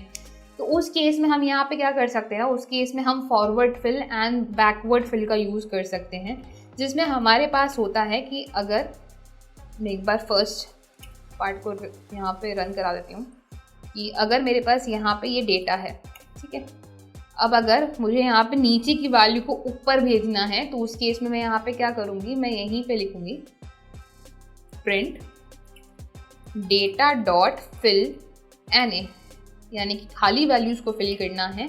मेथड लगाएंगे कि कौन से फिल से फिल करना है, मुझे यहाँ पे बाइलेटरल फिल से लगाना है, तो बी फिल मैं इसको बोलूँगी, बैकवर्ड फिल इसे मैं बोलूँगी। तो आप देखोगे कि यहाँ पे क्या हो गया है, जो हमारे पास नीचे वाली वैल्यूज़ हैं वो ऊपर की तरफ चली गई। जैसे यहाँ पे नैन वैल्यूज़ थी तो नैन वैल्यू पे यहाँ पे एफ आ गया। अब यहाँ पे जहाँ पे नैन था यहाँ पे रोहित फिल हो गया, ठीक है, तो नीचे वाली वैल्यू ऊपर फिल हो गई। इसी तरह से फॉरवर्ड फिल होता है कि अगर मैं यहाँ पे वैल्यू को फिल कराना चाहती हूँ, ऊपर की वैल्यू नीचे फिल कराना चाहती हूँ, तो उस केस में मैं यहाँ पे एफ फिल का यूज़ करूँगी, फॉरवर्ड फिल। ठीक है, फिल एन को आप यहाँ पे डायरेक्टली भी अगर ऐसे यूज़ करोगे कि अगर मैं यहाँ पे as it is fill N लेती हूँ और यहाँ पे कोई वैल्यू फिल करा देती हूँ, लेट्स से सबके अंदर मैंने हाई फिल करा दिया, तो वो ऐसे भी वर्क कर जाएगा, जैसे रिप्लेस वर्क कर रहा है वैसे भी यहाँ पे वर्क कर जाएगा। बट फिल एन का हम तब यूज़ करते हैं जब नीचे की वैल्यू ऊपर या ऊपर की वैल्यू नीचे पे फिल करानी हो, तो इस केस में हम यहाँ पे फिल एन में मेथड लगा देते हैं। अब यहाँ पे भी ये डिफरेंसेस होते हैं कि भाई जब आपके पास न्यूमरिक वैल्यू हो, तो न्यूमरिक वैल्यू के केस में क्या करो, मीन वैल्यू निकालो और उस वैल्यू को सब जगह फिल करवा दो। जब आपके पास यहाँ पे आपके पास जो डेटा टाइप है, जो जैसे नेम और जेंडर है, नेम और जेंडर में हमारे पास स्ट्रिंग का डेटा टाइप है ना, ऑब्जेक्ट है पाइथन के, ठीक है, तो इसके अंदर हम क्या कर सकते हैं, ऊपर की वैल्यू नीचे, नीचे की वैल्यू ऊपर, ऐसा कुछ हम यहाँ पे फिल लगा सकते हैं, जिससे कि डेटा में बहुत ज़्यादा चेंजेस नहीं होंगे। अगर सब जगह ही मैं फीमेल पास कर दूंगी तो वो भी गलत है, और सब जगह ही मैं मेल पास कर दूंगी तो वो भी गलत है। बट अगर मुझे मेरी नल वैल्यूज़ को फिल करना है तो उस केस में मैंने एफ फिल लगा दिया या बी फिल लगा दिया, उससे थोड़ी बहुत यहाँ पे एक्यूरेसी आ जाएगी मेरे डेटा के अंदर कंपेयर टू उसको डिलीट करना। ठीक है, तो ये हमारे पास मेथड्स होते हैं एम्प्टी वैल्यूज़ को हैंडल करने के लिए, जहाँ पे हम इनका यूज़ करते हैं डिफरेंट मेथड्स का। जैसे कि अगर मैं यहाँ पे कंपनी को कॉल किया, इज़नल जानना है, नल वैल्यूज़ को आइडेंटिफाई करने के लिए इज़नल हमारा कोर कॉन्सेप्ट था, इसके ऊपर सम लगा दिया तो हमने यहाँ पे सम मिल गया। ड्रॉप एनी का मतलब जितने भी यहाँ पे नल वैल्यूज उन सबको ड्रॉप कर दिया, बट वो करेक्ट अप्रोच नहीं है। फिर हमने यहाँ पे देखा कि चलो वापस डेटा को कॉल करते हैं और इस बार सारी वैल्यूज को रिप्लेस कर देते हैं 30,000 से, बट उसमें भी दिक्कत हो गई क्योंकि जेंडर में 30,000 चला गया, नेम में चला गया।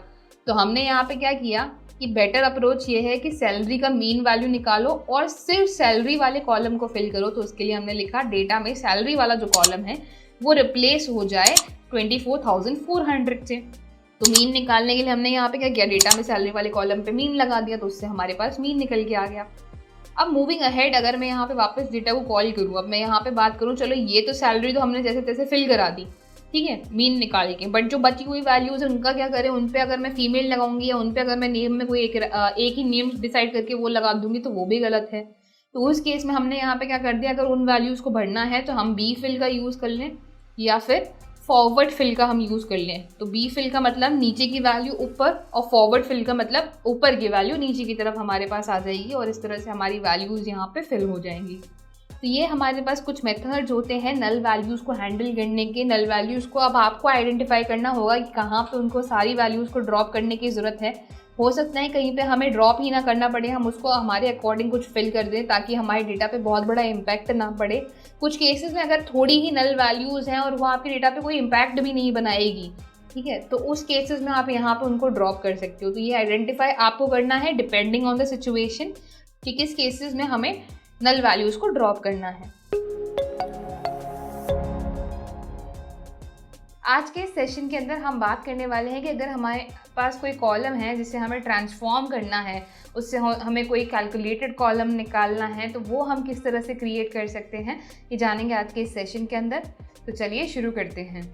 सबसे पहले इसके लिए मैं यहाँ पे इंपोर्ट कर लेती हूँ पैंडास को एज पी डेटा सेट लेके आते हैं। डेटा सेट के लिए data is equals to pd dot read underscore excel file. कौन सी एक्सेल फाइल? सो हम यहाँ पे रीड करने वाले हैं employee sample data dot XLSX and यहाँ पे लगाती हूँ मैं प्रिंट डेटा। जैसे मैं यहाँ पे डेटा को प्रिंट कराऊंगी, no module names pandas, okay it's pandas. So जैसे मैं इसे प्रिंट कराती हूँ कुछ इस तरीके का ये दिखेगा। सो हमारे पास यहाँ पे डेटा है। अब लेट्स से हमारे पास यहाँ पे कोई भी कॉलम है, कोई भी कॉलम एज इन मैंने यहाँ पे बोल दिया कि मेरे पास यहाँ पे लेट्स से मैं जानना चाहती हूँ कि कितने एम्प्लॉयज़ को बोनस मिलता है, कितने एम्प्लॉयज़ को बोनस नहीं मिलता। बोनस भले यहाँ पे 1% का मिले, 0.1% मिले कि 0.2% मिले, कितना ही बोनस मिले, बट कितनों को बोनस मिलता है और कितनों को नहीं मिलता, मुझे यहाँ पे ये जानना है। ठीक है, तो उसके लिए तो अब मेरे पास या तो यहाँ पर क्या है, यहाँ पे तो सिर्फ बोनसेस लिखे हुए हैं। अब मुझे एक नया कॉलम बनाना है जिसमें मैं जानना चाहती हूँ इफ पीपल गेट बोनस और नॉट। ठीक है, तो नया कॉलम बनाने के लिए हम यहाँ पे क्या करेंगे, उस केस में मैं यहाँ पे ले लूँगी जैसे कि data frame dot location. Location किसकी? स्क्वायर ब्रैकेट, इसके अंदर डेटा फ्रेम में जो मेरे पास बोनस नाम का कॉलम है, सो बोनस स्पेस मॉड्यूलस। यहाँ पे जब वैल्यू इज स्मॉलर देन, या फिर हम पहले इक्वल टू लेते हैं, अगर वैल्यू यहाँ पे 0 के बराबर है, इन दैट कंडीशन एक नया कॉलम यहाँ पे क्रिएट होना चाहिए। इस कॉलम का नाम हम कुछ भी यहाँ पे रख सकते हैं। सो मैं यहाँ पे लिख रही हूँ इसका नाम गेट्स बोनस, कि कोई भी बंदा यहाँ पे बोनस को मिलता है या नहीं मिलता। सो अगर वो 0 है that means no bonus. Similarly अगर डेटा फ्रेम डॉट LOC में यहाँ पे लगाती हूँ स्क्वायर ब्रैकेट में, कर्व्ड ब्रैकेट, डेटा फ्रेम में स्क्वायर ब्रैकेट में मैं यहाँ पे पास करूँगी बोनस अगेन मॉड्यूलस। अगर ये है ग्रेटर देन 0, चाहे वो ग्रेटर देन कितना ही ग्रेटर देन हो कि 0.01 यहाँ पर हो, कोई दिक्कत नहीं है। अगर ये 0 से बड़ा है तो फिर यहाँ पे ये जो गेट बोनस नाम का हमने कॉलम बनाया है उसके अंदर हम यहाँ पे लिख देंगे बोनस। ठीक है, एंड लास्टली जब मैं इसको यहाँ पे प्रिंट कराती हूँ, ये प्रिंट डेटा, ऊपर की तरफ ना प्रिंट करा के मैं यहाँ पे नीचे की तरफ प्रिंट कराती हूँ। और प्रिंट डेटा में से भी ना मैं हेड वैल्यू लेती हूँ, डेटा डॉट हेड, और स्टार्टिंग की 10 वैल्यू देख लेते हैं कि यहाँ पे 10 वैल्यू के अंदर क्या हुआ है। जैसे मैं इसे रन कराऊंगी तो यहाँ पे मैंने df लिखा है हर जगह पे, जबकि मैंने यहाँ पे इसे डेटा नाम से कॉल किया है। तो एक काम करते हैं, सब जगह df ही कर देते हैं। तो जैसे मैं इसे रन कराऊंगी, यहाँ पे आप देखेंगे कि गेट बोनस नाम का हमारे पास है और गेट्स बोनस दो कॉलम्स बन गए हैं। यहाँ पे लगाते हैं गेट बोनस, ठीक है। सबसे पहले तो मैं इस डेटा को रन कराती हूँ।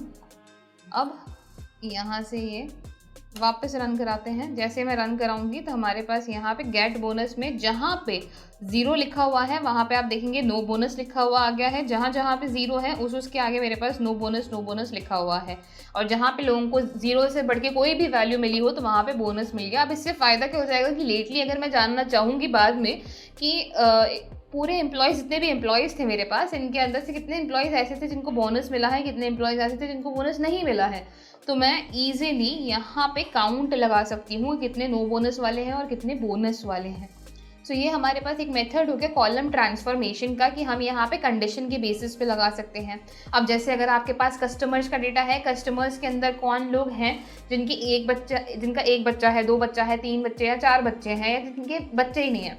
तो अगर आप कंपनी को अपनी किसी भी पॉलिसी के लिए या किसी भी नए प्रोडक्ट लॉन्च के लिए जानना है कि कितने ऐसे लोग हैं, कितने ऐसे पेरेंट्स हैं जिनके यहाँ पे बच्चे हैं, तो उस केस में हम यहाँ पे क्या कर सकते हैं, 0 जहाँ पे नंबर ऑफ किड्स आर 0 वहाँ पे हम लिख सकते हैं नो किड्स, ठीक है। एंड या फिर नॉट पेरेंट्स लिख सकते हैं कि those customers are not parents. And जहाँ पे 0 से ज़्यादा कुछ भी हुआ, 1 वैल्यू हुई, 2 हुई, तो वहाँ पे बोल सकते हैं कि those customers are parents. And then उसके अकॉर्डिंग जो भी आपको यहाँ पे चीज़ें निकालनी हो, जो भी डिसीजंस निकालने हो, वो ले सकती है कंपनी। अगर आपके पास यहाँ पे गिवन है कोई भी कॉलम जिसमें कस्टमर्स डेटा के अंदर लिखा हुआ है कि किसी भी कस्टमर के कितने किड्स हैं, तो आप एक ऐसा कॉलम क्रिएट कर सकते हो। तो ये हमारे पास कुछ छोटे छोटे एग्जाम्पल्स हो जाते हैं जहाँ पे हम कस्टमाइज कॉलम, जो कि हमारे एग्जिस्टिंग कॉलम्स हैं, उनसे अगर हमें कोई कॉलम क्रिएट करना है तो उस केस में हम इसका यूज़ कर सकते हैं। सिमिलरली अगर मैं यहाँ पे एक नया डेटा सेट लेके आती हूँ, तो इसके लिए मैं यहाँ पे इस बार डेटा ले लेती हूँ याद से। Data is equals to pd.read_excel। So excel यहाँ पे पास करते हैं और इसके अंदर मैं यहाँ पे पास करने वाली हूँ आपका डेटा पड़ा है हमारे पास प्रैक्टिस के अंदर। सो practice_1.xlsx हमारी फाइल है। प्रिंट कराते हैं एक बार डेटा को। जो हमारा डेटा है वो कुछ इस तरीके का दिखेगा। अब आप देख रहे हो यहाँ पे हमारे पास फर्स्ट नेम है और लास्ट नेम है। व्हाट इफ मुझे फर्स्ट नेम लास्ट नेम चाहिए ही नहीं, मुझे तो यहाँ पे फुल नेम चाहिए, एक कॉलम जिसके अंदर फुल नेम लिखा हुआ हो। तो फिर मैं यहाँ पे क्या कर सकती हूँ, उस केस में मैं यहाँ पे ये कर सकती हूँ कि अगेन सेम मेथड, उस केस में मैं यहाँ पे ये कर सकती हूँ कि अगेन जैसे हमारे पास यहाँ पे फुल नेम नाम का कॉलम चाहिए, तो मैं यहाँ पे अपने पहले डेटा को पास करूँगी कि डेटा में कौन सा कॉलम क्रिएट करना है, फुल नेम का, ठीक है। फुल नेम में क्या होना चाहिए, फुल नेम में एक तो आपका फर्स्ट नेम होना चाहिए, तो डेटा का जो फर्स्ट नेम वाला कॉलम है ये हमारे पास होना चाहिए, प्लस डेटा का ही जो हमारे पास लास्ट नेम वाला कॉलम है, तो स्क्वायर ब्रैकेट में लास्ट नेम ये होना चाहिए। प्रिंट कराते हैं एक बार फिर से डेटा को। जैसे ही मैं इसे रन कराऊंगी, फुल नेम में आप देंगे हमारे पास नेम्स तो निकल के आ गए, बट इनके बीच में स्पेसेस नहीं है। अब स्पेसेस के लिए यहाँ पे क्या हो सकता है, देखो ये कॉन्केटिनेट तो हो गए। बेसिकली हमने यहाँ पे क्या कराया है, 2 कॉलम्स को कॉन्केटिनेट कराया है प्लस का यूज़ करके। यहाँ पे मैं क्या कर दूँगी, एक प्लस और लगा दूँगी और इसके बीच में पास कर दूँगी एक स्ट्रिंग के बीच में हम स्पेस दे देते हैं। और जैसे ही मैं इसे रन कराऊंगी, अब हमारे पास जो फुल नेम्स निकल के आ रहे हैं, इसके अंदर आप नोटिस करेंगे कि यहाँ पे हमारे पास जो वैल्यूज़ हैं उनके बीच में स्पेसेस आ रखे हैं। तो इस तरह से हमारे पास ये चीज़ें वर्क करती हैं। अच्छा, अगर अब इसके ऊपर आपको यहाँ पे .string.upper कुछ ऐसा मैं लगा देती हूँ, तो आप यहाँ पे देखेंगे कि इसके ऊपर अपर केसेस में ये कन्वर्ट हो गया। चलो अपर नहीं लगाना, तुम्हें कैपिटलाइज लगाना है कि फर्स्ट वर्ड जो है यहाँ पे फर्स्ट लेटर कैपिटलाइज हो जाए, तो आप यहाँ पे कैपिटलाइज लगा सकते हो, जो कि हमने स्ट्रिंग के फंक्शंस के अंदर देखा था कि फर्स्ट लेटर यहाँ पे। अब यहाँ पे आप नोटिस करोगे फर्स्ट नेम में सब कुछ स्मॉल है, लास्ट नेम में सब कुछ स्मॉल है, बट यहाँ पे ये कैपिटलाइज होके आ गया है। और डेटा का ही लास्ट नेम, अगेन इसको भी .string.capitalize, स्ट्रिंग के फंक्शंस बेसिकली हम यहाँ पे लगा रहे हैं। और जैसे ही मैं इसे रन कराऊंगी, हमारे पास अब आप नोटिस करेंगे जो फुल नेम निकल के आया है, एक तो इन दोनों का कॉन्केटिनेशन है प्लस इस ये कैपिटलाइज हो रखा है, इसका मतलब यहाँ पे जो फर्स्ट लेटर है ये कैपिटल में कन्वर्ट हो रखा है। तो इस तरह से हम यहाँ पे डेटा को ट्रांसफॉर्म कर सकते हैं। एग्जिस्टिंग जो हमारे कॉलम्स हैं उनसे हम नए कैलकुलेटेड कॉलम्स लगा सकते हैं, नए कैलकुलेटेड कॉलम्स का यूज़ कर सकते हैं। तो ये हमारे पास एक मेथड हो गया। और कुछ मेथड्स हैं डेटा को ट्रांसफॉर्म करने के, जो कि हम नेक्स्ट सेशन के अंदर कवर करने वाले हैं। इस सेशन में हमने डिस्कस किया कि अगर हमारे पास एग्जिस्टिंग कॉलम है उसमें से हमें कोई नया कॉलम क्रिएट करना है तो हम यहाँ पे यूज़ कर सकते हैं ये मेथड, जिसमें हम df.loc लगाते हैं। loc यहाँ पे लॉक होता है, लॉक यहाँ पे कॉलम्स के ऊपर लगाया जाता है। loc को हम लॉक भी बोल सकते हैं, आई लॉक और लॉक दो यहाँ पे होते हैं बेसिकली। तो LOC भी बोल सकते हो या लॉक बोल सकते हो, आपकी चॉइस है। इसे हमें बोनस के ऊपर लगाना है। बोनस पे ये कंडीशन देनी है कि अगर बोनस की वैल्यू 0 है तो एक नया कॉलम क्रिएट होगा जिसका नाम होगा गेट बोनस, और उसके अंदर 0 होने पे जो वैल्यू जाएगी that is no bonus. Similarly bonus column पे ही हमें values which are greater than 0, उसमें भी अगेन गेट बोनस नाम का हमारा कॉलम है और उसके अंदर जो वैल्यूज़ हैं जो कि ग्रेटर देन 0 हैं उनके लिए यहाँ पे जाएगा बोनस। एंड लास्टली हमारे पास ऐसा एक कॉलम बन के रेडी होगा। सिमिलरली अगर हमें दो नेम्स को यहाँ पे ज्वाइन करना है तो उस केस में हम इसका यूज़ कर सकते हैं, जहाँ पे हम प्लस सिंबल का यूज़ करके दोनों को कॉन्कैटिनेट कर रहे हैं। अब आज के सेशन के अंदर मैं बात करने वाली हूँ कि अगर कुछ और यहाँ पे हमारे पास मेथड्स हैं जो कि कॉलम्स को ट्रांसफॉर्म कर सकते हैं तो उनको कैसे हम अप्लाई कर सकते हैं। तो चलिए शुरू करते हैं। तो गाइज इसके लिए सबसे पहले इंपोर्ट कर लेते हैं pandas को एज pd।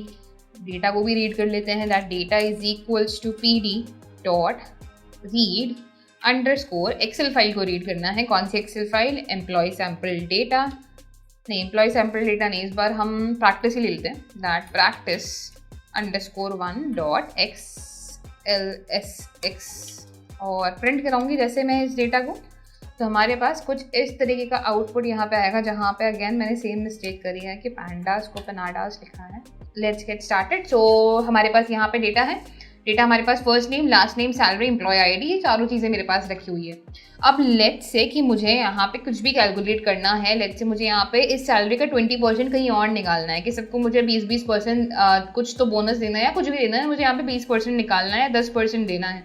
ठीक है, तो उसके लिए मैं नया कॉलम किस तरह से क्रिएट करूँगी कि भाई नया कॉलम यहाँ पे क्या होगा, डेटा के अंदर नया column, let's say bonus it is, bonus is equals to data का हमारा कौन सा कॉलम है, सैलरी।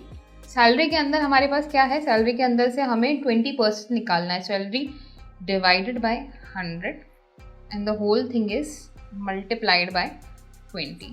अब जैसे ही मैं यहाँ पे प्रिंट कराती हूँ डेटा को तो हमारे पास जो यहाँ पे वैल्यू निकल के आएगी 20,000 का 20% 4,000, 40,000 का 20% 8,000, 25,000 का 20% 5,000 एंड सो ऑन। तो हमारे पास यहाँ पे सारे बोनस अमाउंट्स निकल के आ गए हैं। तो आपने यहाँ पे क्या किया कि कोई भी एग्जिस्टिंग कॉलम था तो उसके ऊपर हमने यहाँ पे डिवीजन करके मल्टीप्लिकेशन लगा दिया। ठीक है, सिमिलरली अगर मैं यहीं पे बात करूँ कि ये हमारे पास यहाँ पे ये तो डेटा था, चलो इस पर हमने यहाँ पे मैथमेटिकल ऑपरेशन लगा दिया। अगर मैं यहाँ पे बात करूँ कि लेट्स से मेरे पास नेम्स लिखे हुए हैं, नेम के स्टार्टिंग के कुछ वैल्यूज चाहिए, या फिर मैं एक डिक्शनरी डेटा फ्रेम खुद ही क्रिएट कर रही हूँ। सो एक डेटा ले लेते हैं, यहाँ पे data is equals two months and इसमें मैं यहाँ पे पास कर रही हूँ जनवरी, फरवरी, मार्च, अप्रैल, ये मैंने यहाँ पे पास किया। अब मैं चाहती हूँ कि पहले तो मैं इसका डेटा सीरीज़ बना लेती हूँ, डेटा फ्रेम या सीरीज़ जो भी आप बनाना चाहो वो आप बना सकते हो। सो जैसे मैं यहाँ पे लेती हूँ a is equals to pd dot data frame of this data. तो हमारे पास डेटा फ्रेम लाने के लिए प्रिंट कराना पड़ेगा एक, तो हमारे पास कुछ इस तरीके का डेटा फ्रेम निकल के आएगा। अब मुझे यहाँ पे क्या चाहिए, मुझे यहाँ पे चाहिए कि एक और यहाँ पे कॉलम क्रिएट हो जाता। ठीक है, सीरीज़ लेती तो यहाँ पे एक नया कॉलम नहीं क्रिएट होता, फिर ये सीरीज़ नहीं गिराता, फिर ये डेटा फ्रेम बन जाता। तो अब मुझे यहाँ पे एक नया कॉलम चाहिए। लेट्स से मैं इसका नाम लिखना चाहती हूँ डेटा का। ये जो हमारे पास डेटा है एक्चुअली ए है इस बार। सो हमारे पास डेटा फ्रेम ए है, ए के अंदर शॉर्ट मंथ्स नाम से मैं इसको लेना चाहूँगी। So short months is equal to, अब शॉर्ट मंथ्स क्या होगा, जो हमारे पास एग्जिस्टिंग मंथ है इसकी स्टार्टिंग की 3 वैल्यू, जैसे कि हम मंडे, ट्यूसडे, वेडनेसडे, थर्सडे लिखते हैं तो MON, WED, TUE ऐसे हम वैल्यूज़ निकालते हैं। यहाँ से मुझे जैन, फैब, MAR, APR ये सब वैल्यूज़ निकालनी है। तो उसके लिए मैं यहाँ पे क्या कर सकती हूँ, उसके लिए हमारे पास एक बहुत ही सिंपल सा मेथड है कि हमारे पास यहाँ पे जो हमारा डेटा है ये किसके अंदर है, मंथ्स नाम के कॉलम के अंदर। जैसे मैं मंथ्स ले लेती हूँ, डॉट str डॉट स्ट्रिंग में से हमें यहाँ पे क्या एक्सट्रैक्ट करना है। तो अब मैं यहाँ पे लगाती हूँ डॉट। अगर मैं यहाँ पे स्ट्रिंग वाला फंक्शन जो लास्ट टाइम लगाती तो मैं यहाँ पे कुछ ऐसे लगाती, डॉट a में से 0 इंडेक्स से लेके 3 इंडेक्स, और प्रिंट कराऊँ इसको, डेटा को प्रिंट वापस से a। तो कुछ एरर सी आ जाएगी कि object has no attribute a। यहाँ पे क्या है, चलो a की जगह पे मैं अगर यहाँ पे दे दूँ कि हमारे जो ये जो मंथ्स हैं उसके अंदर से इसको निकालना है, तो उससे ज़्यादा बेटर यहाँ पे मेथड यहाँ पे क्या हो जाएगा कि हम इसे ना करते हुए डॉट मैप करती हूँ। अब मैप यहाँ पे मैप क्या होगा, मैप यहाँ पे काम करता है कि कोई भी आप अगर फंक्शन लगाते हो तो वो सारी वैल्यूज़ पे लग जाएगा, मैपिंग कर देता है सारे फंक्शंस की। तो यहाँ पे एक फंक्शन क्रिएट करते हैं कि def एक्सट्रैक्ट नाम से मैं एक फंक्शन क्रिएट कर रही हूँ जिसके अंदर मेरे पास होगी कोई तो वैल्यू जो मुझे एक्सट्रैक्ट करनी है। अब एक्सट्रैक्ट मुझे यहाँ पे क्या करना है, मैं चाहती हूँ कि ये बस रिटर्न कर दे, क्या रिटर्न कर दे कि जो भी मेरा डेटा है, जैसे मेरे पास जो भी वैल्यू है हर कॉलम में यहाँ पे जो भी आता है, जनवरी आता है, फरवरी आता है, इसका 0 इंडेक्स से लेके 3 इंडेक्स तक, तो मैं यहाँ पे मैप के साथ लगा दूंगी एक्सट्रैक्ट, कि हर वैल्यू पे एक्सट्रैक्ट लग जाए। और आप देखिए शॉर्ट मंथ्स नाम का मेरे पास एक कॉलम क्रिएट हो गया है जिसमें आ गया है जैन, फैब, मार्च, अप्रैल, कुछ इस तरह से यहाँ पे वैल्यूज़ निकल के आ गई हैं। तो ये यहाँ पे मैपिंग होती है, मैप हम यहाँ पे भी यूज़ करते हैं। आगे जाके जब हम रिबॉन कवर करेंगे उसमें फेसेड ग्रिड हमारे पास होगा, तो फेसेड ग्रिड में भी हम मैपिंग करते हैं, ठीक है। तो यहाँ पे भी हमने मैप देखा, वहाँ पे भी हम मैप देखेंगे। तो बेसिकली यहाँ पे करेगा क्या कि आपकी जो यहाँ पे कॉलम्स है मंथ्स के, इसके अंदर से स्टार्टिंग के 3 लेटर्स को एक्सट्रैक्ट कर देगा। क्यों? क्योंकि हमने एक्सट्रैक्ट नाम का एक फंक्शन बनाया हुआ है जिसका काम ही यहाँ पे क्या है, 3 वैल्यू को निकालना। तो 3 यहाँ पे लेटर्स को, जो कि हमने स्ट्रिंग का फंक्शन है, तो हमने यहाँ पे क्या करी है, बेसिकली स्ट्रिंग की स्लाइसिंग करी है और इसका एक फंक्शन बनाया है जिसको हमने मंथ्स नाम के कॉलम के ऊपर लगा दिया। तो हमारे पास यहाँ पे वैल्यूज एक्सट्रैक्ट होके आ गई। ये भी हमारे पास एक मेथड है जिससे कि हम यहाँ पे एक, हमारे पास अगर ऑलरेडी एग्जिस्टिंग कॉलम है उसके बेसिस पे एक नया कॉलम क्रिएट कर सकते हैं। पैंडास के अंदर कॉलम्स को ट्रांसफॉर्म कर सकते हैं। आज के सेशन के अंदर हम बात करने वाले हैं कि अगर हमें डेटा को समराइज करना है, तो जब हमारे पास बड़ा डेटा सेट होता है तो उसमें से चीज़ें निकाल पाना, उसमें से चीज़ें समझ पाना बहुत मुश्किल हो जाता है। उसी के लिए हम डेटा को समराइज करते हैं। समराइज के लिए हम ग्रुप बाय का यूज़ करने वाले हैं। कैसे हम पैंडास के अंदर ग्रुप बाय फंक्शन का यूज़ कर सकते हैं वो जानेंगे इस वीडियो के अंदर। सबसे पहले मैं यहाँ पे इंपोर्ट करूँगी पैंडास को एज pd। उसके बाद हम यहाँ पे क्रिएट करते हैं डेटा के लिए हम यहाँ पे चलते हैं pd.read_excel फाइल। एक्सेल फाइल का नाम है employee sample data dot SL access print data. जैसे हम इसे रन कराएंगे तो हमारा जो आउटपुट है वो कुछ इस तरीके का दिखेगा। तो ये हमारे पास यहाँ पे डेटा हो गया। अब इस डेटा को अगर हम यहाँ पे स्टार्टिंग की 10 वैल्यूज़ भी देखें, कि मैं यहाँ पे लगाती हूँ डेटा डॉट हेड और लेट्स से मैंने यहाँ पे 10 वैल्यूज़ मेंशन कर दी, तो 10 वैल्यूज़ मेरे पास यहाँ पे निकल के आ जाएंगी। बट अगैन इससे मुझे यहाँ पे कुछ समझ में भी नहीं आएगा। इवन अगर मैं इस डेटा को एक्सेल में भी ओपन करूँगी तो इतनी सारी रोज एंड कॉलम्स देख के हम यहाँ पे कुछ समझ नहीं सकते हैं। तो इसी के लिए डेटा की समरी निकाली जाती है। समरी के लिए हम यहाँ पे यूज़ करते हैं ग्रुप बाय स्टेटमेंट का। ग्रुप बाय फंक्शन किस तरह से यहाँ पे वर्क करता है, उसके लिए सिंपली आपको यहाँ पे एक वेरिएबल क्रिएट करना है। जैसे मैं यहाँ पे gp लगाती हूँ, gp is equals to df actually data dot group by करना है। अब किस चीज़ के बेसिस पे ग्रुप बाय करना है, लेट्स से मुझे यहाँ पे डिपार्टमेंट वाइज जानना है जेंडर का काउंट, ठीक है। तो डिपार्टमेंट यहाँ पे मेंशन करते हैं कि मुझे यहाँ पे चाहिए सबसे पहले डिपार्टमेंट। उसके बाद डॉट एग्रीगेट का हम यहाँ पे यूज़ करेंगे। एग्रीगेट फंक्शन लगा के हम निकालेंगे इसका काउंट। डॉट एग्रीगेट किसका काउंट निकालना है, जेंडर का। जेंडर का हमें यहाँ पे काउंट फंक्शन चाहिए। सो काउंट यहाँ पे स्मॉल c लगेगा। एंड जैसे ही मैं यहाँ पे प्रिंट कराती हूँ gp को, इसे मैं रन कराऊंगी। अब आप यहाँ पे देखेंगे कि जेंडर के बेसिस पे मेरे पास यहाँ पे काउंट निकल के आ गया है कि जेंडर का मुझे यहाँ पे काउंट निकालना था। अब यहाँ पे आप कहते हैं कि नहीं यार, मेरे को तो मेल और फीमेल का काउंट निकालना था और एम्प्लॉय आईडी चाहिए होती। तो उस केस में मैं यहाँ पे क्या करती कि मैं यहाँ पे एम्प्लॉय आईडी का काउंट निकालती और डिपार्टमेंट को डिवाइड करती जेंडर वाइज, कि पहला ग्रुप बाय यहाँ पे किसके बेसिस पे हो रहा है, पहला तो यहाँ पे डिपार्टमेंट के बेसिस पे हो रहा है, ठीक है। अब लेट्स से आपको डिपार्टमेंट नहीं, जॉब टाइटल चाहिए हो, कुछ भी चाहिए हो, आप यहाँ पे रिप्लेस कर सकते हैं। अगर आपको यहाँ पे जॉब टाइटल के बेसिस पे निकालना है। जॉब टाइटल के बेसिस पे भी हमारे पास कितने एम्प्लॉयज़ है कंपनी के अंदर वो निकल के आ जाएगा। सिमिलरली अगर ये हम डिपार्टमेंट ही रहने देते और इसके बाद अब मैं यहाँ पे चाहती कि यार मुझे यहाँ पे अभी काउंट तो मिल गया बट ये जेंडर वाइज अभी भी नहीं मिला है, तो उस केस में हम यहाँ पे क्या करते हैं, यहाँ पे हम कॉमा लगा के नेक्स्ट पैरामीटर जेंडर तो पास करते ही बट इसको रखते हम यहाँ पे स्क्वायर ब्रैकेट्स के अंदर। अब इसको जैसे ही मैं यहाँ पे रन कराऊंगी आप देखेंगे अकाउंटिंग डिपार्टमेंट हमारे पास यहाँ पे पहले तो कैटेगरीज हो गई और फिर उसके बाद सब कैटेगरीज में मेरे पास यहाँ पे जेंडर निकल के आ गया। अकाउंटिंग के अंदर फीमेल्स अगर हम देखें दैट इज 53, मेल्स यहाँ पे 43। पहले हमारे पास टोटल काउंट निकल के आ रहा था एम्प्लॉय आईडी का। सो सपोज इसको अगर मैं यहाँ से हटा दूँ और मैं इसको रन कराऊँ तो कुछ इस तरह से वैल्यू मेरे पास आ रही थी कि अकाउंटिंग का पूरा अकाउंट, इंजीनियरिंग का, फाइनेंस का, human resources, IT, marketing, sales का। अब सिमिलरली यहाँ पे मैं वापस से इस वैल्यू को पेस्ट कर दूँ और फिर रन कराऊँ तो अब मेरे पास ग्रुप बाय हुआ है, ग्रुप बाय डिपार्टमेंट बेसिस पे, और हर डिपार्टमेंट यहाँ पे ग्रुप बाय हुआ है जेंडर के बेसिस पे।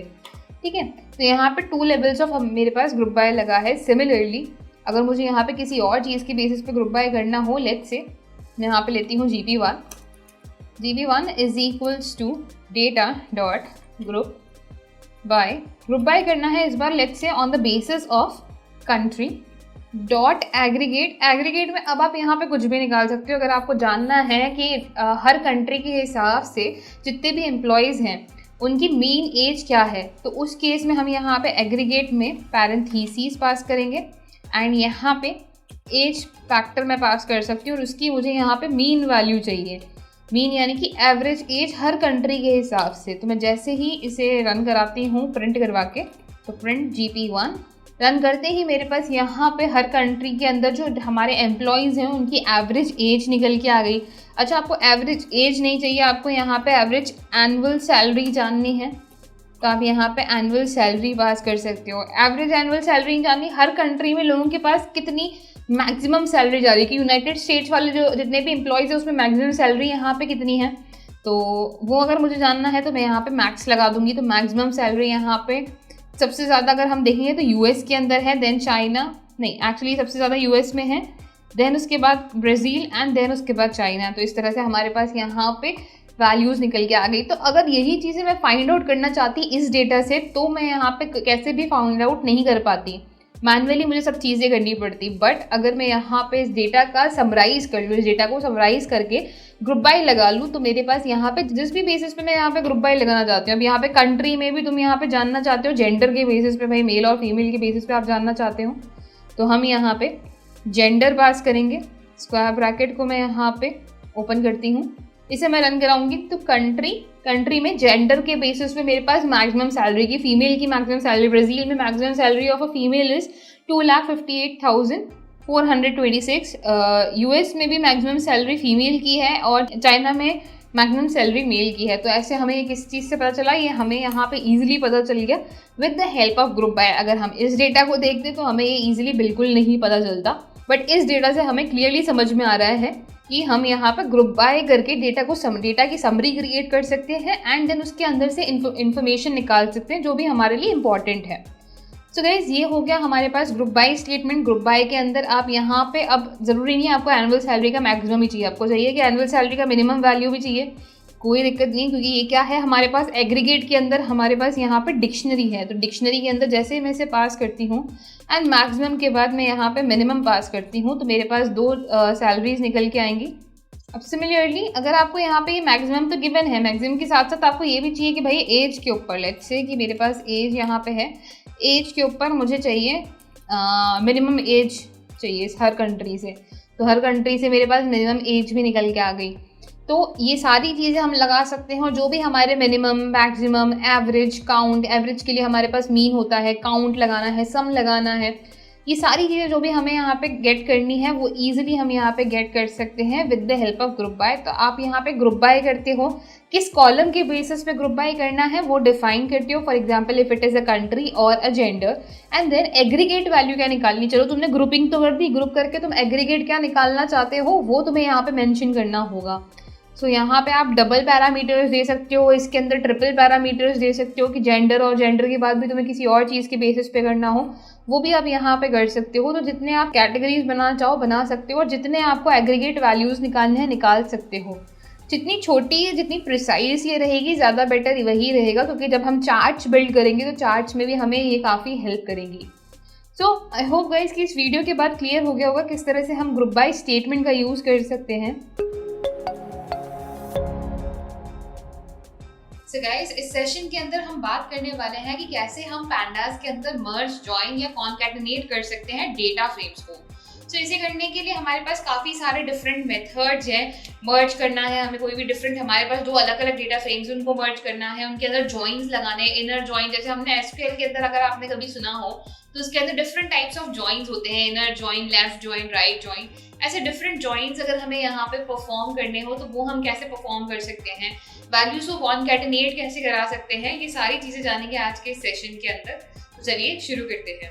तो गाइस सबसे पहले इसके लिए मैं इंपोर्ट कर लेती हूँ पैंडास को और यहाँ पे बना लेती हूँ मैं एक सैम्पल डेटा, जिससे कि हमारे लिए यहाँ पे समझना ईजी हो जाएगा।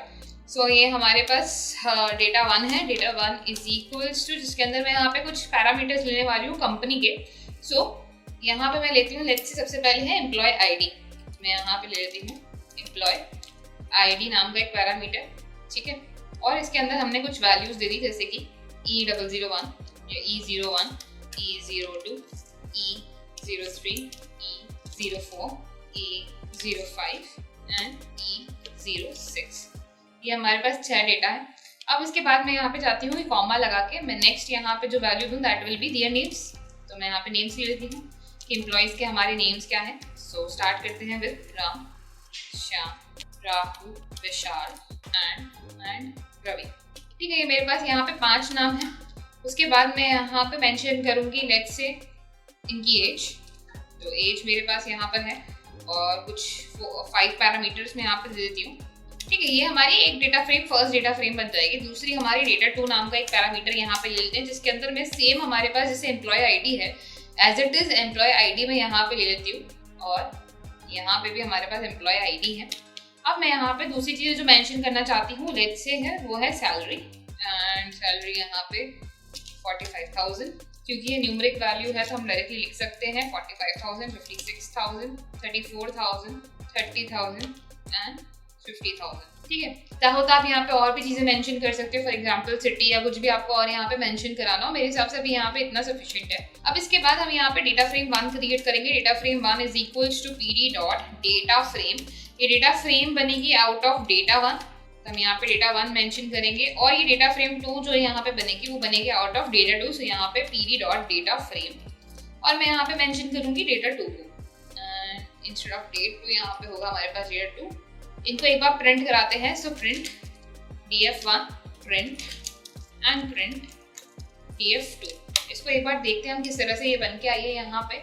सो डेटा फ्रेम डेटा 1 के अंदर हमारे पास कुछ इशू है। डेटा 1 में हमारे पास यहाँ पे क्या इशू है एक बार देखते हैं। 5 पैरामीटर्स, ओके।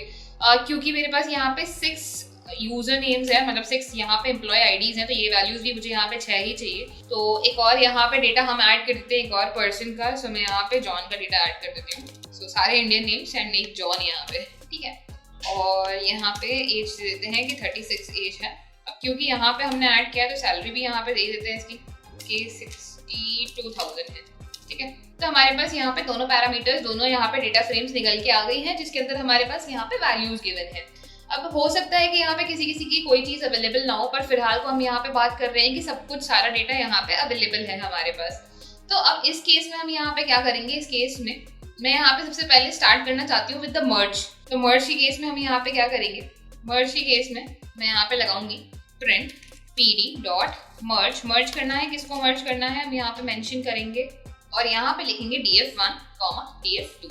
इसे एक बार मैं यहाँ पे प्रिंट कराती हूँ और मर्ज करेंगे हम इसे। मर्ज करते टाइम हम यहाँ पे और पैरामीटर्स हमारे पास होते हैं, जैसे मैं शिफ्ट प्लस टैब यहाँ पे दबाती हूँ तो मेरे पास यहाँ पे लेफ्ट है, राइट है, किसके बेसिस पे आपको मर्ज करना है। ऑन यहाँ पे एक पैरामीटर होता है, तो हम यहाँ पे ऑन पास करेंगे कि ऑन द बेसिस ऑफ। अब आप यहाँ पे कॉमन क्या देख रहे हो कि हमें यहाँ पे अगर मैं इन दोनों को मर्ज करूँ तो कॉमन चीज क्या है, किसके बेसिस पे मैं मर्ज करूँ। तो मैं यहाँ पे मर्ज कर सकती हूँ on the basis of employee ID. तो हम यहाँ पे पास कर देंगे एम्प्लॉय स्पेस आईडी और इसे यहाँ पे हटाते हैं स्क्वायर ब्रैकेट में से। तो आप यहाँ पे नोटिस करोगे कि मेरे पास df1 कॉमा df2 मर्ज होके आ गई है। किसके बेसिस पे? On the basis of employee ID के बेसिस पे हमारे पास ये डेटा मर्ज होके आ गया है।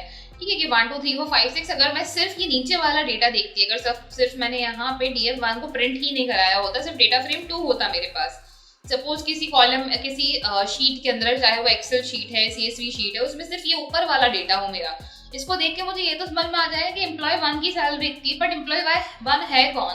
तो उसके लिए हम यहाँ पे क्या करेंगे, इसको हम मर्ज कराएंगे विद अवर डेटा 1 जिसके अंदर हमारे पास सारी डिटेल्स लिखी है। तो अब हमारे पास मर्ज होके क्या क्या निकल के आ गया, एम्प्लॉय 1, एम्प्लॉय 2, एम्प्लॉय 3, 4, 5, 6। ठीक है, और हमारे पास ये सारी वैल्यूज हैं। अब ये वैल्यूज तो तब की है जब हमारे पास कोई भी नॉन वैल्यू नहीं है। व्हाट इफ हमारे पास यहाँ पे कोई नल वैल्यू हो या एम्प्टी वैल्यू हो, या फिर हमारे पास किसी का डेटा अवेलेबल ही ना हो, जैसे मैंने यहाँ पे ये दे दिया एम्प्लॉय 2 की जगह पे एम्प्लॉय 7 जो कि फर्स्ट में नहीं है, यहाँ पे मैंने दे दिया एम्प्लॉय 8।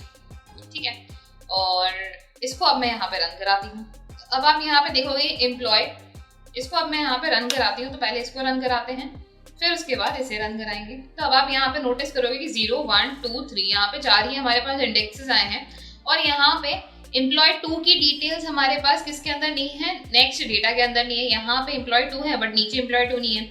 यहाँ पे एम्प्लॉय 5 है, नीचे एम्प्लॉय 5 नहीं है। यहाँ पे एम्प्लॉय 7 है, ऊपर नहीं है, और एम्प्लॉय 8 नीचे है, ये ऊपर नहीं है। तो हमारे पास यहाँ पे मर्ज कौन कौन सी वैल्यू होके आ गई, जो हमारे पास यहाँ पे कॉमन वैल्यूज थी। दैट मीन्स डिफॉल्ट यहाँ पे ज्वाइन लग रहा होगा, ज्वाइन यानी कि हाउ इज इक्वल्स टू, इसके अंदर लग रहा होगा इनर। तो हमारे पास यहाँ पे कॉमन वैल्यूज निकल के आ रही है। अब यहाँ से अगर मैं लेफ्ट में इसको दे दूंगी how is equals to left, तो मेरे पास यहाँ पे लेफ्ट का मतलब क्या हुआ कि जो टेबल मैंने यहाँ पे लेफ्ट पे लिखी हुई है, ये df1 को मैंने लेफ्ट पे लिखा है और df2 को मैंने राइट पे लिखा हुआ है। अगर मैं चाहूँ तो इनके आगे पैरामीटर्स भी दे सकती हूँ कि ये मेरी लेफ्ट की टेबल है और ये मेरी राइट की टेबल है। ठीक है, अब मैं रन कराऊंगी तो मुझे यहाँ पे समझ में आ रहा है कि लेफ्ट ज्वाइन का मतलब ये हुआ है कि लेफ्ट का तो मेरे पास सारा डेटा आ जाएगा, जो मेरी लेफ्ट वाली टेबल है 1 2 3 4 5 6, इसका तो मेरे पास पूरा डेटा आ जाएगा। बट जो डेटा यहाँ पे सेकंड टेबल के अंदर अवेलेबल नहीं है, वहां पे नैन लिखा हुआ आ जाएगा। यानी कि मर्ज तो हो रहे हैं, बट किस बेसिस पे मर्ज हो रहे हैं, लेफ्ट ज्वाइन की बेसिस पे, जिसमें हमारे पास लेफ्ट टेबल का पूरा डेटा निकल के आ रहा है, पर राइट टेबल का वही डेटा आ रहा है जो कि लेफ्ट के साथ हमारे साथ कॉमन है। तो ये हमारे पास यहाँ पे मर्ज हो जाता है on the basis of employee ID. और कौन सा मर्ज किया, हमने लेफ्ट मर्ज किया है।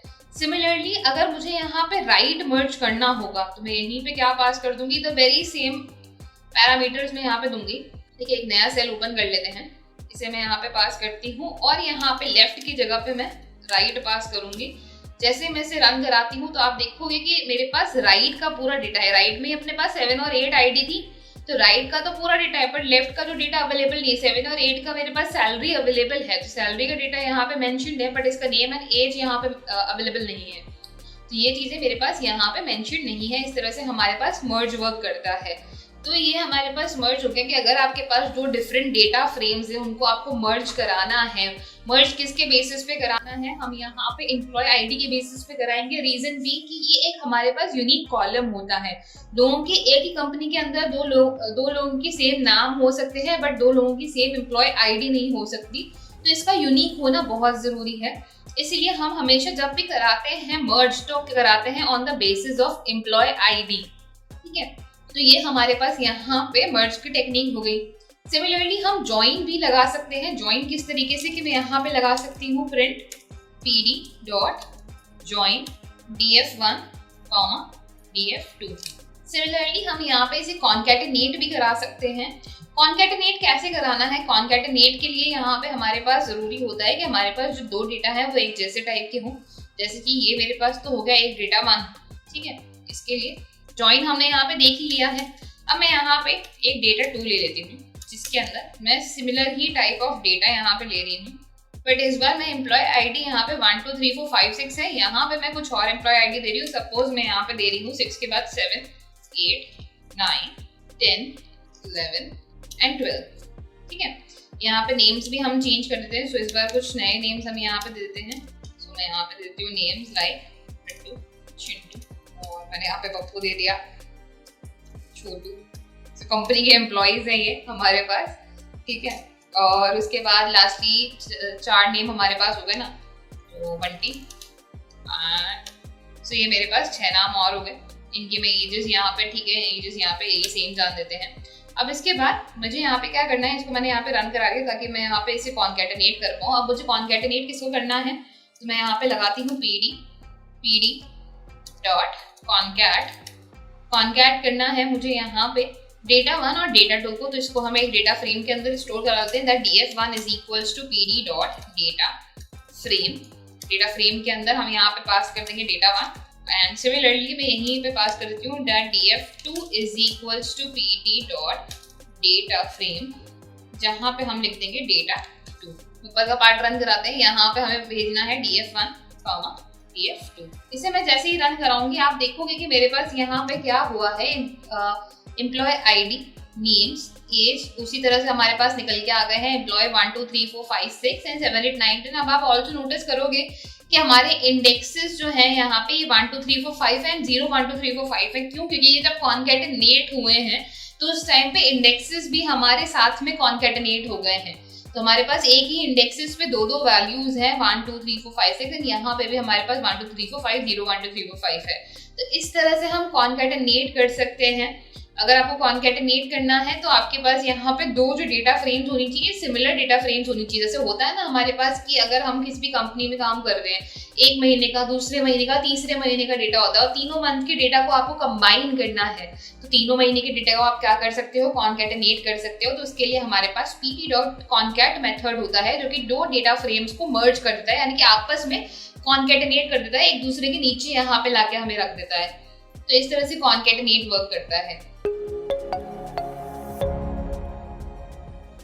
So guys, पिछले सेशन में हमने कवर किया कि pandas के अंदर कैसे concat, merge and join work करता है। आज इस सेशन में हम बात करने वाले हैं कि अगर हमारे पास डेटा फ्रेम्स हैं, 2 डेटा फ्रेम्स है, अगर हमने एक डेटा फ्रेम ऑलरेडी क्रिएटेड है और हमने अब नई डेटा फ्रेम क्रिएट करी है, तो उनको अगर हमें उनकी वैल्यूज को यहाँ पे कंपेयर कराना हो कि क्या क्या उनकी वैल्यूज के अंदर नया कंपैरिजन आया। कि सपोज मान लीजिए कि एक डेटा है हमारे पास इस साल का और एक डेटा है हमारे पास पुराने साल का। तो अब पुराने साल की डेटा में और नए साल की डेटा में यहाँ पे क्या चेंजेस आए, अगर वो हमें यहाँ पे कंपेयर कराना हो तो उसके लिए हमारे पास कंपेयर का मेथड होता है pandas के अंदर।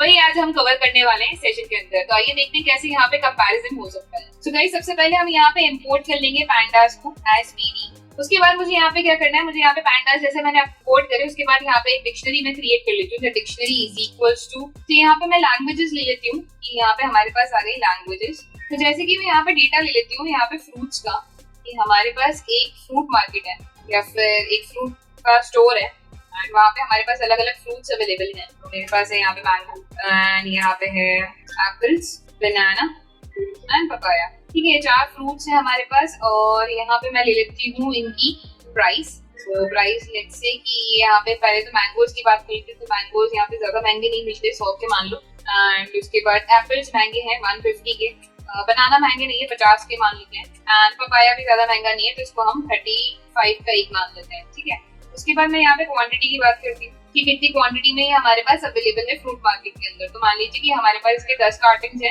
मैंगोज की, या 15 ले लेते हैं क्योंकि मैंगोज का तो अभी सीजन है। तो यहाँ पे मैंगोज के 10 कार्टन है, तो यहाँ पे मैंगोज की 15 कार्टन है एंड एप्पल्स की 10 कार्टन है। बनाना यहाँ पे हमारे पास वापस 10 ले लेते हैं एंड पपाया यहाँ पे 5 कार्टन या फिर 3 कार्टन ले लेते हैं पपाया के। ठीक है, अब ये डिक्शनरी मेरे पास यहाँ पे क्रिएट हो चुकी है। तो मैं इसको यहाँ पे df is equals to pd dot data frame, इसका डेटा फ्रेम क्रिएट कर लेते हैं और इसके अंदर यहाँ पे पास कर देते हैं डिक्शनरी को। एंड इसके बाद अगर मैं इसको यहाँ पे प्रिंट कराती हूँ df को, तो देखते हैं हमारे पास आउटपुट किस तरह का आता है। सो हमारे पास इस तरह का आउटपुट आया कि यहाँ पे 0 1 2 3 आ गया, फ्रूट्स आ गया है, प्राइस आ गया और उनकी क्वांटिटी यहाँ पे आ गई है। अब मान लीजिए कि ये 1 महीना निकल चुका है एंड 1 महीने बाद यहाँ पे डेटा के अंदर कुछ चेंजेस आए, या फिर यहाँ पे 1 दिन के अंदर भी चेंजेस आ सकते हैं। मतलब फ्रूट्स तो कुछ ऐसी चीज है कि यहाँ पे 1 दिन बाद भी नए चेंजेस आ सकते हैं, या फिर 1 महीने बाद अब यहाँ पे चेंजेस ला रहे हैं कि यहाँ पे प्राइस चेंजेस हुए हैं और उसके बाद अब यहाँ पे जितनी भी क्वांटिटी है फ्रूट्स की वो यहाँ पे चेंज हुई है। सो उसके लिए मैं यहाँ पे क्या करूंगी, मैं यहाँ पे एक और डेटा फ्रेम क्रिएट करूंगी जो कि इसी की कॉपी होगा, बट यहाँ पे प्राइस और क्वांटिटी यहाँ पे चेंज हो जाएगी।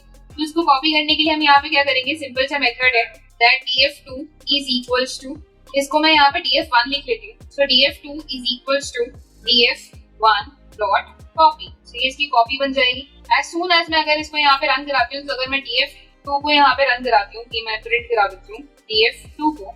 तो आप यहाँ पे देखेंगे कि हमारे पास दो डेटा फ्रेम्स क्रिएट हो चुके हैं जिसके अंदर similar data, exactly similar data है। बट यहाँ पे ये 1 महीने बाद का स्टार्ट है, तो 1 महीने बाद की स्टार्ट में यहाँ पे कुछ चेंजेस आए, तो मैं यहाँ पे कुछ चेंजेस ला देती हूँ कि जैसे यहाँ पे चेंजेस आए किसकी प्राइस के अंदर, यहाँ पे मैंगो के प्राइस में चेंजेस आए, एप्पल्स की प्राइस में चेंजेस आए, बनाना वैसा का वैसा है, पपाया के प्राइस में यहाँ पे चेंजेस आए। तो इन तीनों की प्राइस में यहाँ पे चेंजेस ला देते हैं। तो यहाँ पे df2 डॉट लोकेशन में लिखती हूँ। लोकेशन के अंदर अब मुझे यहाँ पे क्या देना है कि मुझे लोकेशन जो हमारी जीरो लोकेशन है यानी कि जीरो इंडेक्स है, इस पे मुझे चाहिए प्राइस के अंदर चेंजेस। एंड क्या चेंजेस चाहिए कि यहाँ पे पहले प्राइस क्या था, पहले यहाँ पे 100 था, मैंगोज महंगे हो गए तो यहाँ पे 120 मैंने कर दिया। सिमिलरली मैं df2 ले लेती हूँ डॉट लोकेशन, वापस से स्क्वायर ब्रैकेट्स में मैं यहाँ पे पास करूंगी 1 पे हमारे पास यहाँ पे थे एप्पल्स, वापस से इसकी प्राइस मुझे यहाँ पे चेंज करनी है एंड प्राइस यहाँ पे हो गए हैं। सो पहले ये 150 के थे, अब ये 175 के हो गए हैं। Similarly df2 dot location and बात करते हैं यहाँ पे 3 की, ये हमारे पास बनाना है, बनाना की भी यहाँ पे प्राइस चेंज हुई है एंड प्राइस यहाँ पे पहले एक्चुअली 3 पे हमारे पास यहाँ पे पपाया है, तो पपाया की प्राइस चेंज हुई, पपाया की प्राइस पहले 35 थी, अब मान लीजिए अब 30 हो गई है, ठीक है। सिमिलरली मैं यहाँ पे क्या करूंगी कि मैं वापस से लेती हूँ और इस बार मुझे यहाँ पे क्या चेंज करानी है, क्वांटिटी चेंज करानी है। तो क्वांटिटी पहले यहाँ पे क्या क्वांटिटीज थी वो मैं देख लेंगे और उसके बाद यहाँ पे नई क्वांटिटीज क्या आई है वो यहाँ पे मेंशन करा देंगे। तो पहले यहाँ पे था 15, 10 एंड 3। तो 15 की जगह अभी यहाँ पे मैंगो की डिमांड जैसे मान लीजिए कम हो गई है तो यहाँ पे हो गया है 12। एप्पल्स की डिमांड बढ़ गई है तो यहाँ पे 10 थे तब ये 15 हो गए हैं और उसके बाद यहाँ पे इसकी क्वांटिटी, तो इसकी क्वांटिटी हम यहाँ पे 5 कर देते हैं। तो अब नई क्वांटिटी हमारे पास यहाँ पे 5 आ गई। इसके बाद अगर मैं यहाँ पे प्रिंट कराती हूँ डेटा फ्रेम 2 को, देखते हैं हमारे पास क्या आउटपुट आता है। तो डेटा फ्रेम 2 के अंदर हमारे पास यहाँ पे क्वांटिटी क्यों इस तरह से आ रही है, क्योंकि हमने यहाँ पे क्वांटिटी स्मॉल क्यू ले ली है, तो हमें यहाँ पे कैपिटल क्यू क्वांटिटी लेनी है एंड यहाँ पे भी हमारे पास कैपिटल क्यू में क्वांटिटी है। अब दोबारा अगर मैं यहाँ पे इसको रन कराती हूँ तो हमारे पास यहाँ पे क्वांटिटीज चेंज होकर आई है कि डेटा फ्रेम 1 के अंदर हमारे पास है 15, 10, 10, 3 है, यहाँ पे इसके अंदर है 12, 15, 10, 5 और इसके अंदर हमारे पास वैल्यूज थी, प्राइस थे 100, 150, 50 एंड 35 और नए प्राइसेस है यहाँ पे 120, 175, 50 एज इट इज है एंड नया प्राइस यहाँ पे है 30। बट यहाँ पे अब अलग अलग फाइल्स के अंदर अलग अलग डेटा फ्रेम्स के अंदर अगर मैं इनको कंपेयर करा रही हूँ तो काफी डिफिकल्ट है, क्योंकि अभी तो क्या है स्मॉल अमाउंट में डेटा है तो मुझे यहाँ पे एक पेज के अंदर दिख रहा है। बट अगर हमारे पास हीप्स ऑफ डेटा और तब मुझे वहाँ पे वैल्यूज को कंपेयर कराना हो तो वो काफी डिफिकल्ट हो जाता है। तो इसीलिए हमारे पास यहाँ पे कंपेयर का फंक्शन होता है कि पांडास के अंदर आप कंपेयर करा सकते हैं अगर आपके पास सिमिलर वैल्यूज है, मतलब सिमिलर कॉलम्स है और उनके बीच में आपको पहले और अभी का कंपैरिजन कराना हो तो हम यहाँ पे सिंपली कंपेयर का मेथड यूज करते हुए इन्हें कंपेयर करा सकते हैं। तो अब कंपेयर कराने का यहाँ पे सिंपल सा मेथड है कि मुझे यहाँ पे किसको कंपेयर कराना है, df1 से कंपेयर कराना है df2 को। तो df1 डॉट कंपेयर df और इसको हम यहाँ पे ब्रैकेट्स में ऐड कर देते हैं और इसको मैं यहाँ पे प्रिंट भी करवा देती हूँ। तो प्रिंट कराना है क्या, df1 डॉट कंपेयर df2 यानी कि df1 से हमें कंपेयर कराना है df2 को। अब अगर मैं इसको यहाँ पे रन कराती हूँ तो हमारे पास यहाँ पे क्या आएगा, सेल्फ अदर। तो यहाँ पे प्राइस के अंदर हमारे पास क्या आ गया, सेल्फ पहले प्राइस थी यानी कि पहले की जो प्राइस है वो थी 100, 150 एंड 35। अदर यानी कि अब जो नई प्राइस आई है वो है 120, 175 एंड 30 एंड सेल्फ अदर में अब यहाँ पे क्वांटिटी की बात हो रही है तो क्वांटिटी के अंदर हमारे पास सेल्फ पहले प्राइस थी 15, 10 एंड 3 एंड यहाँ पे अदर प्राइस आ गई है 10, 15 एंड 5। तो यहाँ पे 0, 1, 3 हमारे पास इंडेक्स आया यानी कि जिसके अंदर यहाँ पे चेंजेस आए हैं वही वैल्यूज यहाँ पे ऑब्टेन हुई है। सेकंड के अंदर यहाँ पे कोई चेंजेस ही नहीं आए तो सेकंड की जो वैल्यू है यहाँ पे ऑब्टेन नहीं हुई है। यहाँ पे आप अलाइनमेंट भी दे सकते हैं एक्सिस का, कि अगर आपको एक्सिस में यहाँ पे अलाइनमेंट देना है तो हम यहाँ पे लिख देंगे comma and axis, align axis के अंदर हम यहाँ पे कर देंगे 0 को। सो अगर अब मैं इसको यहाँ पे रन कराती हूँ तो यहाँ पे हमारे पास क्या हो जाएगा कि हमारे पास 0 यानी कि 0 सबसे पहले किसकी बात हो रही है, 0 इंडेक्स पे हमारे पास मैंगोज है तो मैंगोज का सेल्फ में प्राइस आ गया 100 एंड अदर में प्राइस आ गया यहाँ पे 120। तो यहाँ पे डिफॉल्ट एक्सिस 1 होता है। अगर मैंने यहाँ पे 0 कर दिया तो अब मुझे यहाँ पे किस तरह से वैल्यूज मिलती है कि 0 यानी कि फर्स्ट हम किसकी बात कर रहे हैं, मैंगो की बात कर रहे हैं। इसके अंदर हमारे पास 2 रो क्रिएट हो गई है सेल्फ एंड अदर नाम से। सेल्फ एंड अदर में हमारे पास यहाँ पे प्रीवियस डेटा है, अदर के अंदर हमारे पास नया डेटा है। देन 1 की बात करें, 1 इंडेक्स पे हमारे पास एप्पल्स है, एप्पल्स में सेल्फ के अंदर हमारे पास प्रीवियस डेटा है, अदर के अंदर सेकंड डेटा है। फिर अगेन हम थर्ड की बात करें यानी कि थर्ड हमारे पास है पपाया, पपाया के अंदर हमारे पास सेल्फ में फर्स्ट डेटा है, अदर के अंदर दूसरा डेटा है। तो इस तरह से यहाँ पे एक्सिस का अलाइनमेंट भी होता है। नेक्स्ट चीज होती है यहाँ पे कीप इक्वल। दोनों चीज यहाँ पे देखेंगे हम, keep equal and keep shape. Keep equal को अगर मैं यहाँ पे ट्रू कर दूं इसका डिफॉल्ट वैल्यू फॉल्स होती है। तो अगर मैं यहाँ पे इसको ट्रू कर देती हूँ तो देखते हैं हमारे पास यहाँ पे क्या चेंजेस आएंगे। सो डिफॉल्ट को अगर मैं यहाँ पे ट्रू कर देती हूँ तो उसके बाद हमारे पास वो वैल्यू जो यहाँ पे अवेलेबल ही नहीं है, मतलब जैसे कि हमारे पास 2 की जो वैल्यू है वो यहाँ पे अवेलेबल ही नहीं है, 2 आएगा ही नहीं। अगर मैं यहाँ पे सिंपली अगर इसको यहाँ पे करवाती print df1 dot compare df2 बिना यहाँ पे दिए keep equal is equals to true, तो डिफॉल्ट यहाँ पे फॉल्स है, तो हमारे पास इसके अंदर क्या होगा, दोनों के अंदर यहाँ पे हमारे पास कोई चेंजेस नहीं आएंगे। बट अगर मैं यहाँ पे इसी को ट्रू की जगह यहाँ पे फॉल्स कर दूं, तो अब यहाँ पे मैं बात करती हूँ कीप शेप की। कीप शेप हमारे पास एक फंक्शन होता है, कीप शेप को अगर मैं यहाँ पे ट्रू रखूंगी, देखते हैं हमारे पास यहाँ पे ऊपर वाले और नीचे वाले कंपैरिजन में किस तरह से वैल्यूज आती है। तो कीप शेप में यहाँ पे क्या हो गया कि हमारे पास पहले तो जो डेटा में चेंजेस आए थे वो वाला डेटा अवेलेबल हुआ था, बट अगर मैं यहाँ पे कीप शेप की बात करती हूँ तो जो डेटा हमारे पास यहाँ पे इक्वल वैल्यूज को दे रहा है, यानी कि फ्रूट्स के अंदर तो हमारे पास क्या है, दोनों के अंदर इक्वल वैल्यू है, यहाँ पे मैंगो है, इधर भी मैंगो है, तो यहाँ पे उसकी जगह नैन आ चुका है, यानी कि नॉट अ नंबर। एंड वहीं एट द सेम टाइम यहाँ पे एप्पल है, देन बनाना है, देन पपाया है, तो दोनों के लिए यहाँ पे नैन वैल्यूज आ चुकी है। प्लस यहाँ पे सेम वैल्यूज है सेल्फ एंड अदर के अंदर, की सेल्फ में हमारे पास नैन वैल्यू है, क्योंकि हमने यहाँ पे बनाना के अंदर कोई चेंजेस नहीं है। बनाना की प्राइस पहले भी यहाँ पे कितनी थी, बनाना की प्राइस 50 थी, तो अभी भी यहाँ पे 50 है। क्वांटिटी के अंदर भी हमने कोई चेंजेस नहीं लिया है कि जितनी यहाँ पे पहले 10 कार्टन थे तो अभी भी यहाँ पे 10 कार्टन आएंगे, तो यहाँ पे भी कोई चेंजेस नहीं आए। तो इसलिए यहाँ पे ये वैल्यूज क्या है, नैन वैल्यूज आ चुकी है। एंड इसको मैं यहाँ पे फॉल्स कर अगर एंड देन उसके बाद हम यहाँ पे रन कराते हैं, तो अब मुझे यहाँ पे एज इट इज डेटा मिल जाएगा, यानी कि इसकी जो डिफॉल्ट वैल्यू है, कीप शेप की जो डिफॉल्ट वैल्यू है वो यहाँ पे फॉल्स होती है। अगर हमें यहाँ पे वो वैल्यूज भी दिखानी है जो कि इक्वल वैल्यूज है, और वहाँ तो अगर हमें यहाँ पे वो वैल्यूज दिखानी है जो कि इक्वल वैल्यूज है, तो फिर उस केस में हमें यहाँ पे इसको ट्रू करना होता है। और ट्रू करते हमारे पास यहाँ पे क्या हो जाता है, जो वैल्यूज जिनका डेटा हमारे पास इक्वल है वो वैल्यूज यहाँ पे डिस्प्ले हो जाती है। बट किस फॉर्म में डिस्प्ले होती है, नैन्स की फॉर्म में यहाँ पे, यानी कि नॉट अ नंबर के फॉर्म में यहाँ पे डिस्प्ले हो जाती है। सो आई होप गाइस कि यहाँ पे कंपैरिजन क्लियर हो गया होगा कैसे हम अगर कैसे अगर हमें दो टेबल्स के बीच में कंपैरिजन कराना है तो फिर हम कैसे यहाँ पे कंपैरिजन करा सकते हैं कि अगर हमारे पास एक साल का डेटा है और अगले साल का यहाँ पे डेटा, या फिर एक महीने के अंदर भी डेटा चेंज हो रहा है, एक दिन के अंदर भी डेटा चेंज हो रहा है, और हमें दोनों के अंदर कंपैरिजन देखना है कि कितना यहाँ पे चेंजेस आए हैं और उस चेंजेस को यहाँ पे व्यू करना है। तो उसके लिए हम यहाँ पे कंपेयर का सिंपल सा मेथड है वो यूज कर सकते हैं एंड कंपेयर करा सकते हैं दो डेटा फ्रेम्स को। तो गाइस पिछले सेशन में हमने कवर किया कि पैंडास के अंदर दो डेटा फ्रेम्स को कैसे कंपेयर करते हैं। आज हम बात करने वाले हैं पैंडास के अंदर ही पिवोटिंग एंड मेल्टिंग की। तो गाइस पिवोटिंग एंड मेल्टिंग को एक एक करके समझेंगे। सबसे पहले यहाँ पे बात करते हैं पिवोटिंग की।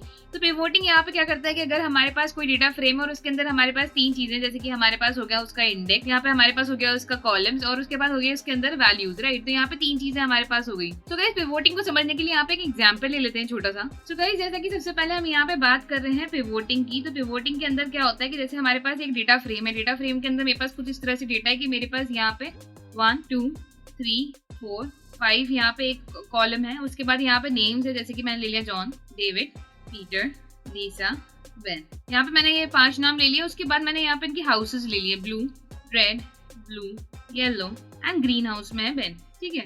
अब यहाँ पे पिवोटिंग क्या कहता है, 3 पैरामीटर यहाँ पे लेता है। सबसे पहले कॉलम को बना देता है इंडेक्स, दूसरे कॉलम को यहाँ पे बना देता है कॉलम नेम्स, यानी कि ये बन जाएंगे कॉलम नेम्स, यानी कि इस तरह से ये बन जाएगा कि हमारे पास हो जाएगा 1 2 3 4 5 कॉलम नेम्स बन जाएंगे कुछ इस तरह से, John, David, Peter, Lisa and Ben. और उसके बाद इनके अंदर की वैल्यूज कुछ इस तरह से आ जाएगी कि 1 के अंदर अगर हमारे पास ब्लू है तो यहाँ पे ब्लू आ जाएगा, 2 के अंदर हमारे पास डेविड में रेड है तो यहाँ पे रेड आ जाएगा, 3 के अंदर हमारे पास वापस ब्लू है तो ब्लू यहाँ पे आ जाएगा, सिमिलरली येलो यहाँ आ जाएगा एंड लास्टली ग्रीन, ठीक है। और बाकी की जो वैल्यूज हो जाएंगी वो नॉन वैल्यूज हो जाएंगी। तो ये यहाँ पे क्या कर रहा है कि पहले वाले कॉलम को तो ले रहा है इंडेक्स की तरह, दूसरे वाले को ले रहा है यहाँ पे कॉलम नेम्स की तरह, और तीसरी चीज को यहाँ पे ले रहा है इनकी वैल्यूज की तरह। अब तीसरी के अंदर यहाँ पे जरूरी नहीं है कि आप यहाँ पे एक ही कॉलम, अगर यहाँ पे एक और कॉलम होता है कि जैसे मैं मान लेती हूँ यहाँ पे एक ग्रेड नाम से भी कॉलम होता, और ग्रेड के अंदर भी यहाँ पे कुछ ग्रेड्स दी हुई होती कि जैसे कौन कौन सी ग्रेड के अंदर है। तो यहाँ पे ग्रेड है 3rd, यहाँ है 4th, यहाँ पे है 7th, यहाँ है 8th एंड यहाँ है 9th। तो इसके अंदर यहाँ पे ये चीजें भी आती है, यहाँ पे ग्रेड भी यहाँ पे फिल हो जाती है। तो यहाँ पे अब हम एक काम करते हैं, इस पिवोटिंग को मैं यहाँ पे आपको पाइचार्म के अंदर एक्सप्लेन करती हूँ कि हम यहाँ पे एक प्रोग्राम क्रिएट करते हैं। सबसे पहले मैं यहाँ पे इम्पोर्ट कर लूंगी पैंडास को, that import pandas as PD. इसके बाद मैं यहाँ पे लेने वाली हूँ एक डेटा फ्रेम। डेटा फ्रेम के लिए सबसे पहले यहाँ पे एक डिक्शनरी क्रिएट कर लेते हैं। डिक्शनरी के अंदर मैं यहाँ पे कुछ कीज एंड वैल्यूज लेने वाली हूँ। तो सबसे पहले यहाँ पे ले लेते हैं कीज, और 2 कीज मैं यहाँ पे क्रिएट कर रही हूँ। तो K1 नाम की एक की है मेरी एंड दूसरी है K2 नाम की। दोबारा से यहाँ पे K1 रिपीट हो रही है एंड K2 है हमारे पास। कॉमा लगा के मैं यहाँ पे अब ले लेती हूँ नेम्स। मैंने यहाँ पे ले लिया नेम एंड इसके अंदर मैं यहाँ पे वैल्यूज पास कर देती हूँ, जैसे मैंने यहाँ पे ले लिया John, Ben, David and Peter.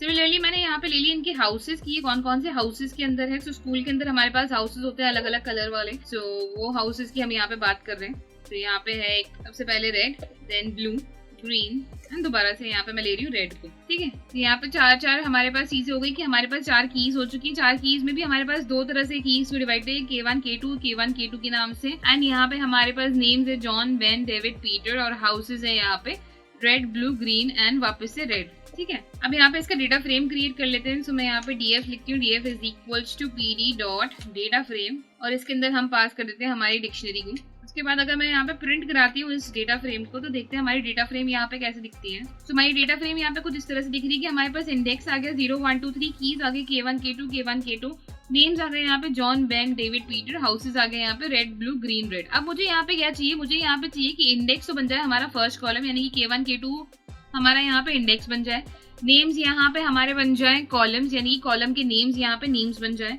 Houses यहाँ पे क्या हो जाए हमारी वैल्यूज हो जाए। तो उसके लिए हम यहाँ पे क्या करेंगे, सिंपल सा मेथड है, हम यहाँ पे पिवोटिंग लगाएंगे। दैट प्रिंट करती हूँ मैं df डॉट पिवोट, और इसके अंदर हम पास कर देंगे सबसे पहली चीज, सबसे पहला पैरामीटर होता है इंडेक्स का, तो कीज हमारी यहाँ पे इंडेक्स। सेकंड पैरामीटर होता है नेम्स का, यानी कि कॉलम नेम्स का, एंड थर्ड पैरामीटर होता है यहाँ पे वैल्यूज का, तो यहाँ पे मैं दे दूंगी हाउसेज। इसको एक बार यहाँ पे रन कराते हैं। सो रन कराने के बाद आप यहाँ पे देखेंगे कि हमारे पास यहाँ पे इंडेक्स में 2 कीज आ चुकी है K1 K2, कॉलम्स में हमारे पास यहाँ पे नेम आ चुके हैं, दैट नेम यहाँ पे सॉर्ट होके आ चुके हैं, that Ben, David, John and then Peter, और उसके बाद इनके हाउसेज यहाँ पे आ चुके हैं कि डेविड यहाँ पे, सबसे पहले यहाँ पे बेन की बात हो रही है, तो बेन यहाँ पे ब्लू हाउस में, ब्लू किसके अंदर है, K2 के अंदर है, तो यहाँ पे ब्लू आ गया। K1 की यहाँ पे अगर मैं बात करूँ, नेक्स्ट हमारे यहाँ पे डेविड की बात करूँ, डेविड यहाँ पे ग्रीन हाउस के अंदर है और ये K1 की के अंदर है, तो ये K1 के अंदर इसकी वैल्यू चली गई। सिमिलरली मैं यहाँ पे जॉन की बात करूँ तो जॉन यहाँ पे रेड हाउस के अंदर है एंड K1 के अंदर है, तो यहाँ पे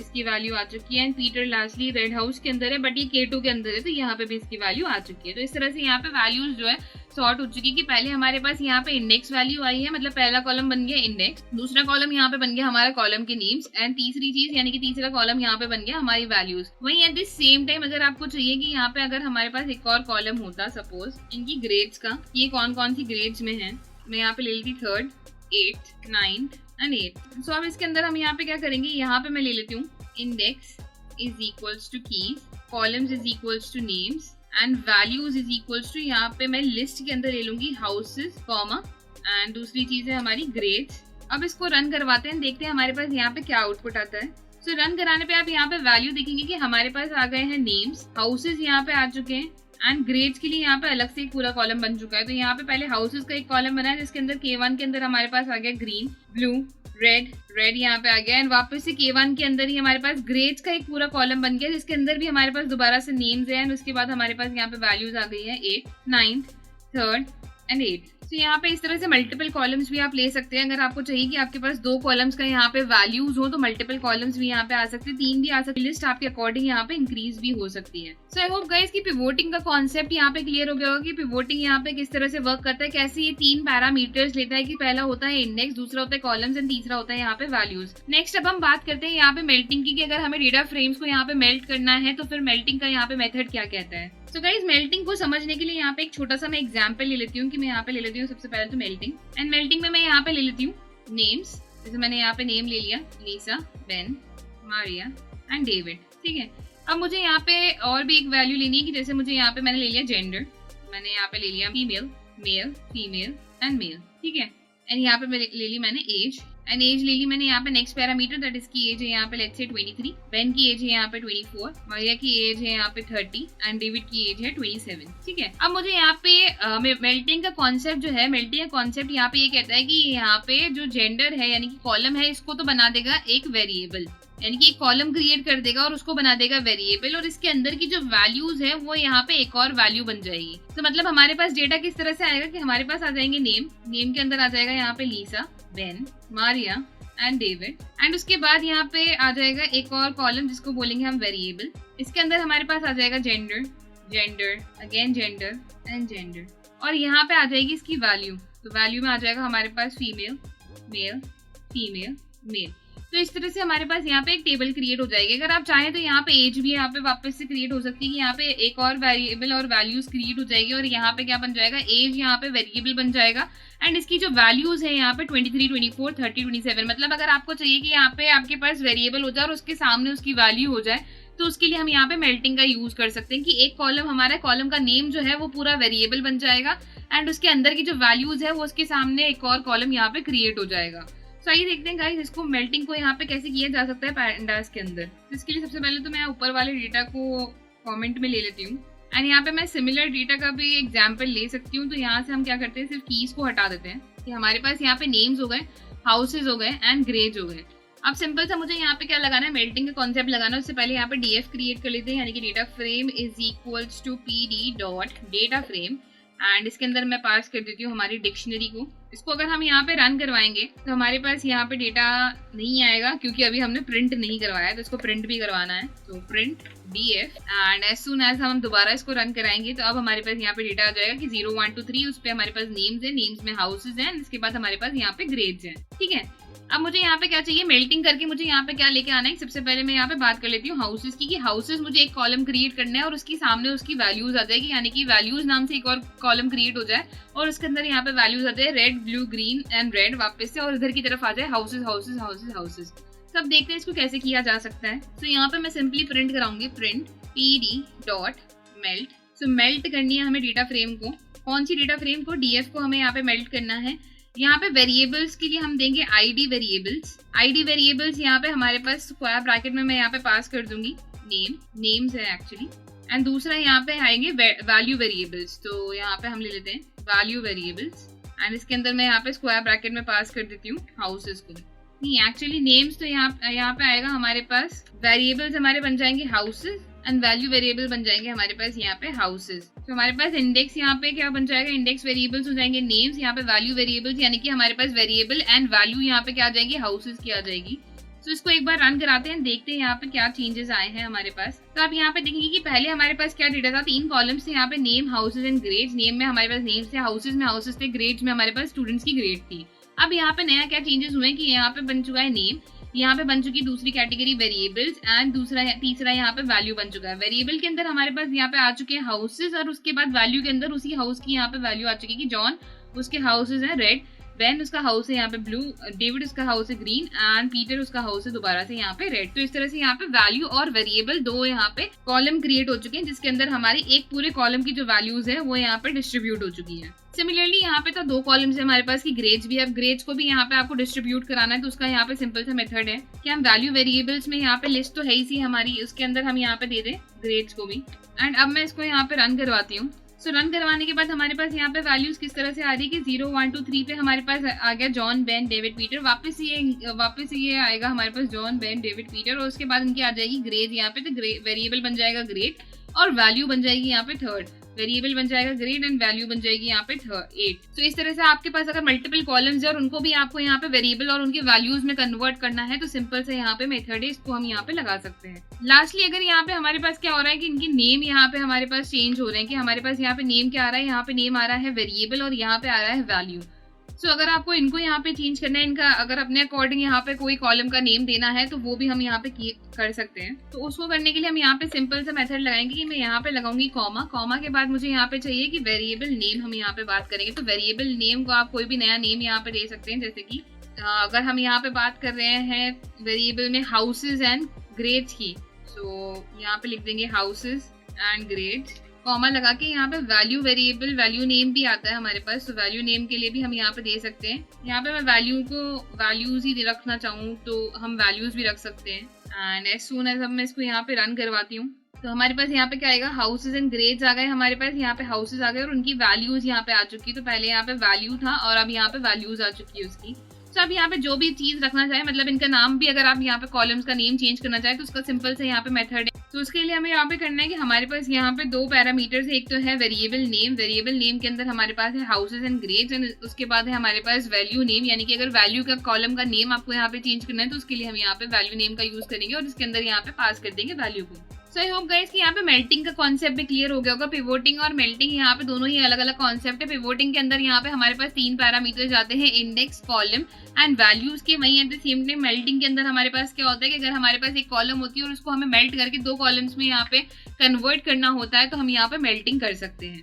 सो गाइस इसी के साथ हम यहाँ पे कंप्लीट कर रहे हैं पैंडास के इस मॉड्यूल को। And so guys next module से हम स्टार्ट करने वाले हैं कंप्लीटली नया टॉपिक जो कि है मैटप्लॉटलिब। मैटप्लॉटलिब यहाँ पे क्या होता है, मैटप्लॉटलिब पाइथन की एक ऐसी लाइब्रेरी है जिसके थ्रू हम यहाँ पे चार्ट्स क्रिएट कर सकते हैं। सो अगर आपने यहाँ पे कंपनीज के अंदर अलग अलग चार्ट्स देखे हैं कि डेटा एनालाइज करके वो लोग चार्ट्स क्रिएट करते हैं, तो उन चार्ट्स को क्रिएट करने के लिए यहाँ पे मैटप्लॉटलिब का यूज किया जा सकता है। तो मैटप्लॉटलिब एक ऐसी लाइब्रेरी है जिनके थ्रू हम यहाँ पे चार्ट्स क्रिएट कर सकते हैं। तो उसी को हम देखने वाले हैं नेक्स्ट मॉड्यूल के अंदर। So stay connected guys and मिलते हैं नेक्स्ट सेशन में। Thank you.